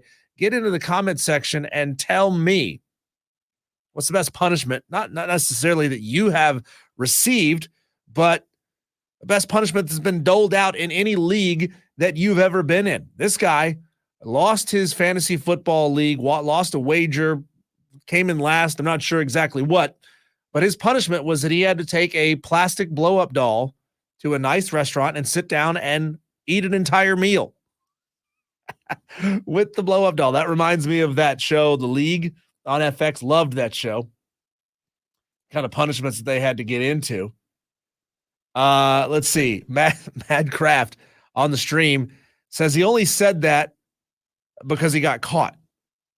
Well, Matt, it looked like he was having a very nice time. That's all I can say. I mean, maybe his buddies were outside with a telephoto lens watching him. Let's see here. It says, number 1, get into a dog cage while the rest of the league throws crap at you. That happened, Madcraft? Did that happen to you? Did you have to climb into the cage? And by crap, do you mean actual crap like poo-poo? That's downright mean. That's downright abusive. That's terrible. 71307. Start your text with keyword fan. What's the worst punishment doled out in any fantasy football league you've ever been in? I mean, depends on how sadistic you are, right? Madcraft, you got some messed up friends. Says he had to get into a dog cage. Not he, someone had to get into a dog cage while the rest of the league threw crap at them. I hope you mean like garbage, like trash, not actual dog poo. Yeah, Nolan Ryan says, that's not funny. That's just stupid. Yeah, like that's horrible when it gets abusive. Like punishments are meant to be fun, right? It's meant to be funny. You're meant to embarrass somebody. You know, like you make somebody go to Walmart and you make them find the oldest, most conservative looking lady at the register. And then you make them take like a cucumber and a bottle of KY and a GQ magazine up there. That's punishment. Making somebody climb into a dog cage and throwing crap at them. Yeesh. Madcraft says, this one isn't mine, but some guy had to go to a paint workshop where you paint a random object. Instead, he had to paint a phallic image. He was supposed to what? Like paint a landscape or something like that. Instead, you painted a man mountain on there. Jeez. My brother's league, they made a guy sit in the subway with a harmonica, and he had to get $50 in tips. Nolan, I lived in New York City for about 3 months. So I wasn't there a long time, but I feel like I got a pretty good experience on the city of New York. I learned right then and there, never give money to panhandlers. Never. Don't do it. Because most of them, not most, let me rephrase that. Not most of them. Some of them are lying to you. They're not homeless at all. They just put on raggedy clothes and they go out and just sit there and people give them money for it. You make a pretty good amount of money. I Googled it once, like what's the most anyone's ever made? Like people have done experiments on this. And I hope they took that money and then donated it back to a homeless shelter or something like that. But they go out and, you know, get money from people panhandling and then they just see how much they can make. They don't need it. I do hope that they do that. I mean, I would much rather give a panhandler food than give them money. I mean, then again, to each their own, right? Like if he just wants to go get himself a little pint of schnapps, who am I to say? I'm just Diesel from the Fan Upstate. Cole had to take off early. I'm wrapping up the show here with you today. Want to remind you that coming up tomorrow on the show, we're going to have ourselves a good time. The 5 o'clock fight, as always. We're going to be talking about the hire with Paul, the new head coach at South Carolina. Get deeper into the weeds, try to get some of your reactions now that it's official. Paul Mainieri, now that it's official, we want to get some of your reactions on the show tomorrow. Let's see. Madcraft says loser has to do next year's draft impersonating Roger Goodell. That's not bad. Everybody just get up there and boo him. That's, you know what? That's fun. That's good, clean fun. Appreciate you, Madcraft. Hey, do us a favor, Tolos. Thank you for listening for the entire show, by the way. You turned it on and left it on. Thank you much. Find us on social, Facebook, Twitter, Instagram. Find us on Apple Podcasts, Google Podcasts, Spotify. Follow us, like us, share our content around. Let somebody who hasn't heard us before get to know Wire to Wire with Diesel and Cole Bryson. Good hanging out with you today. We'll do it again tomorrow, 3 o'clock. Tolos on the Fan Upstate.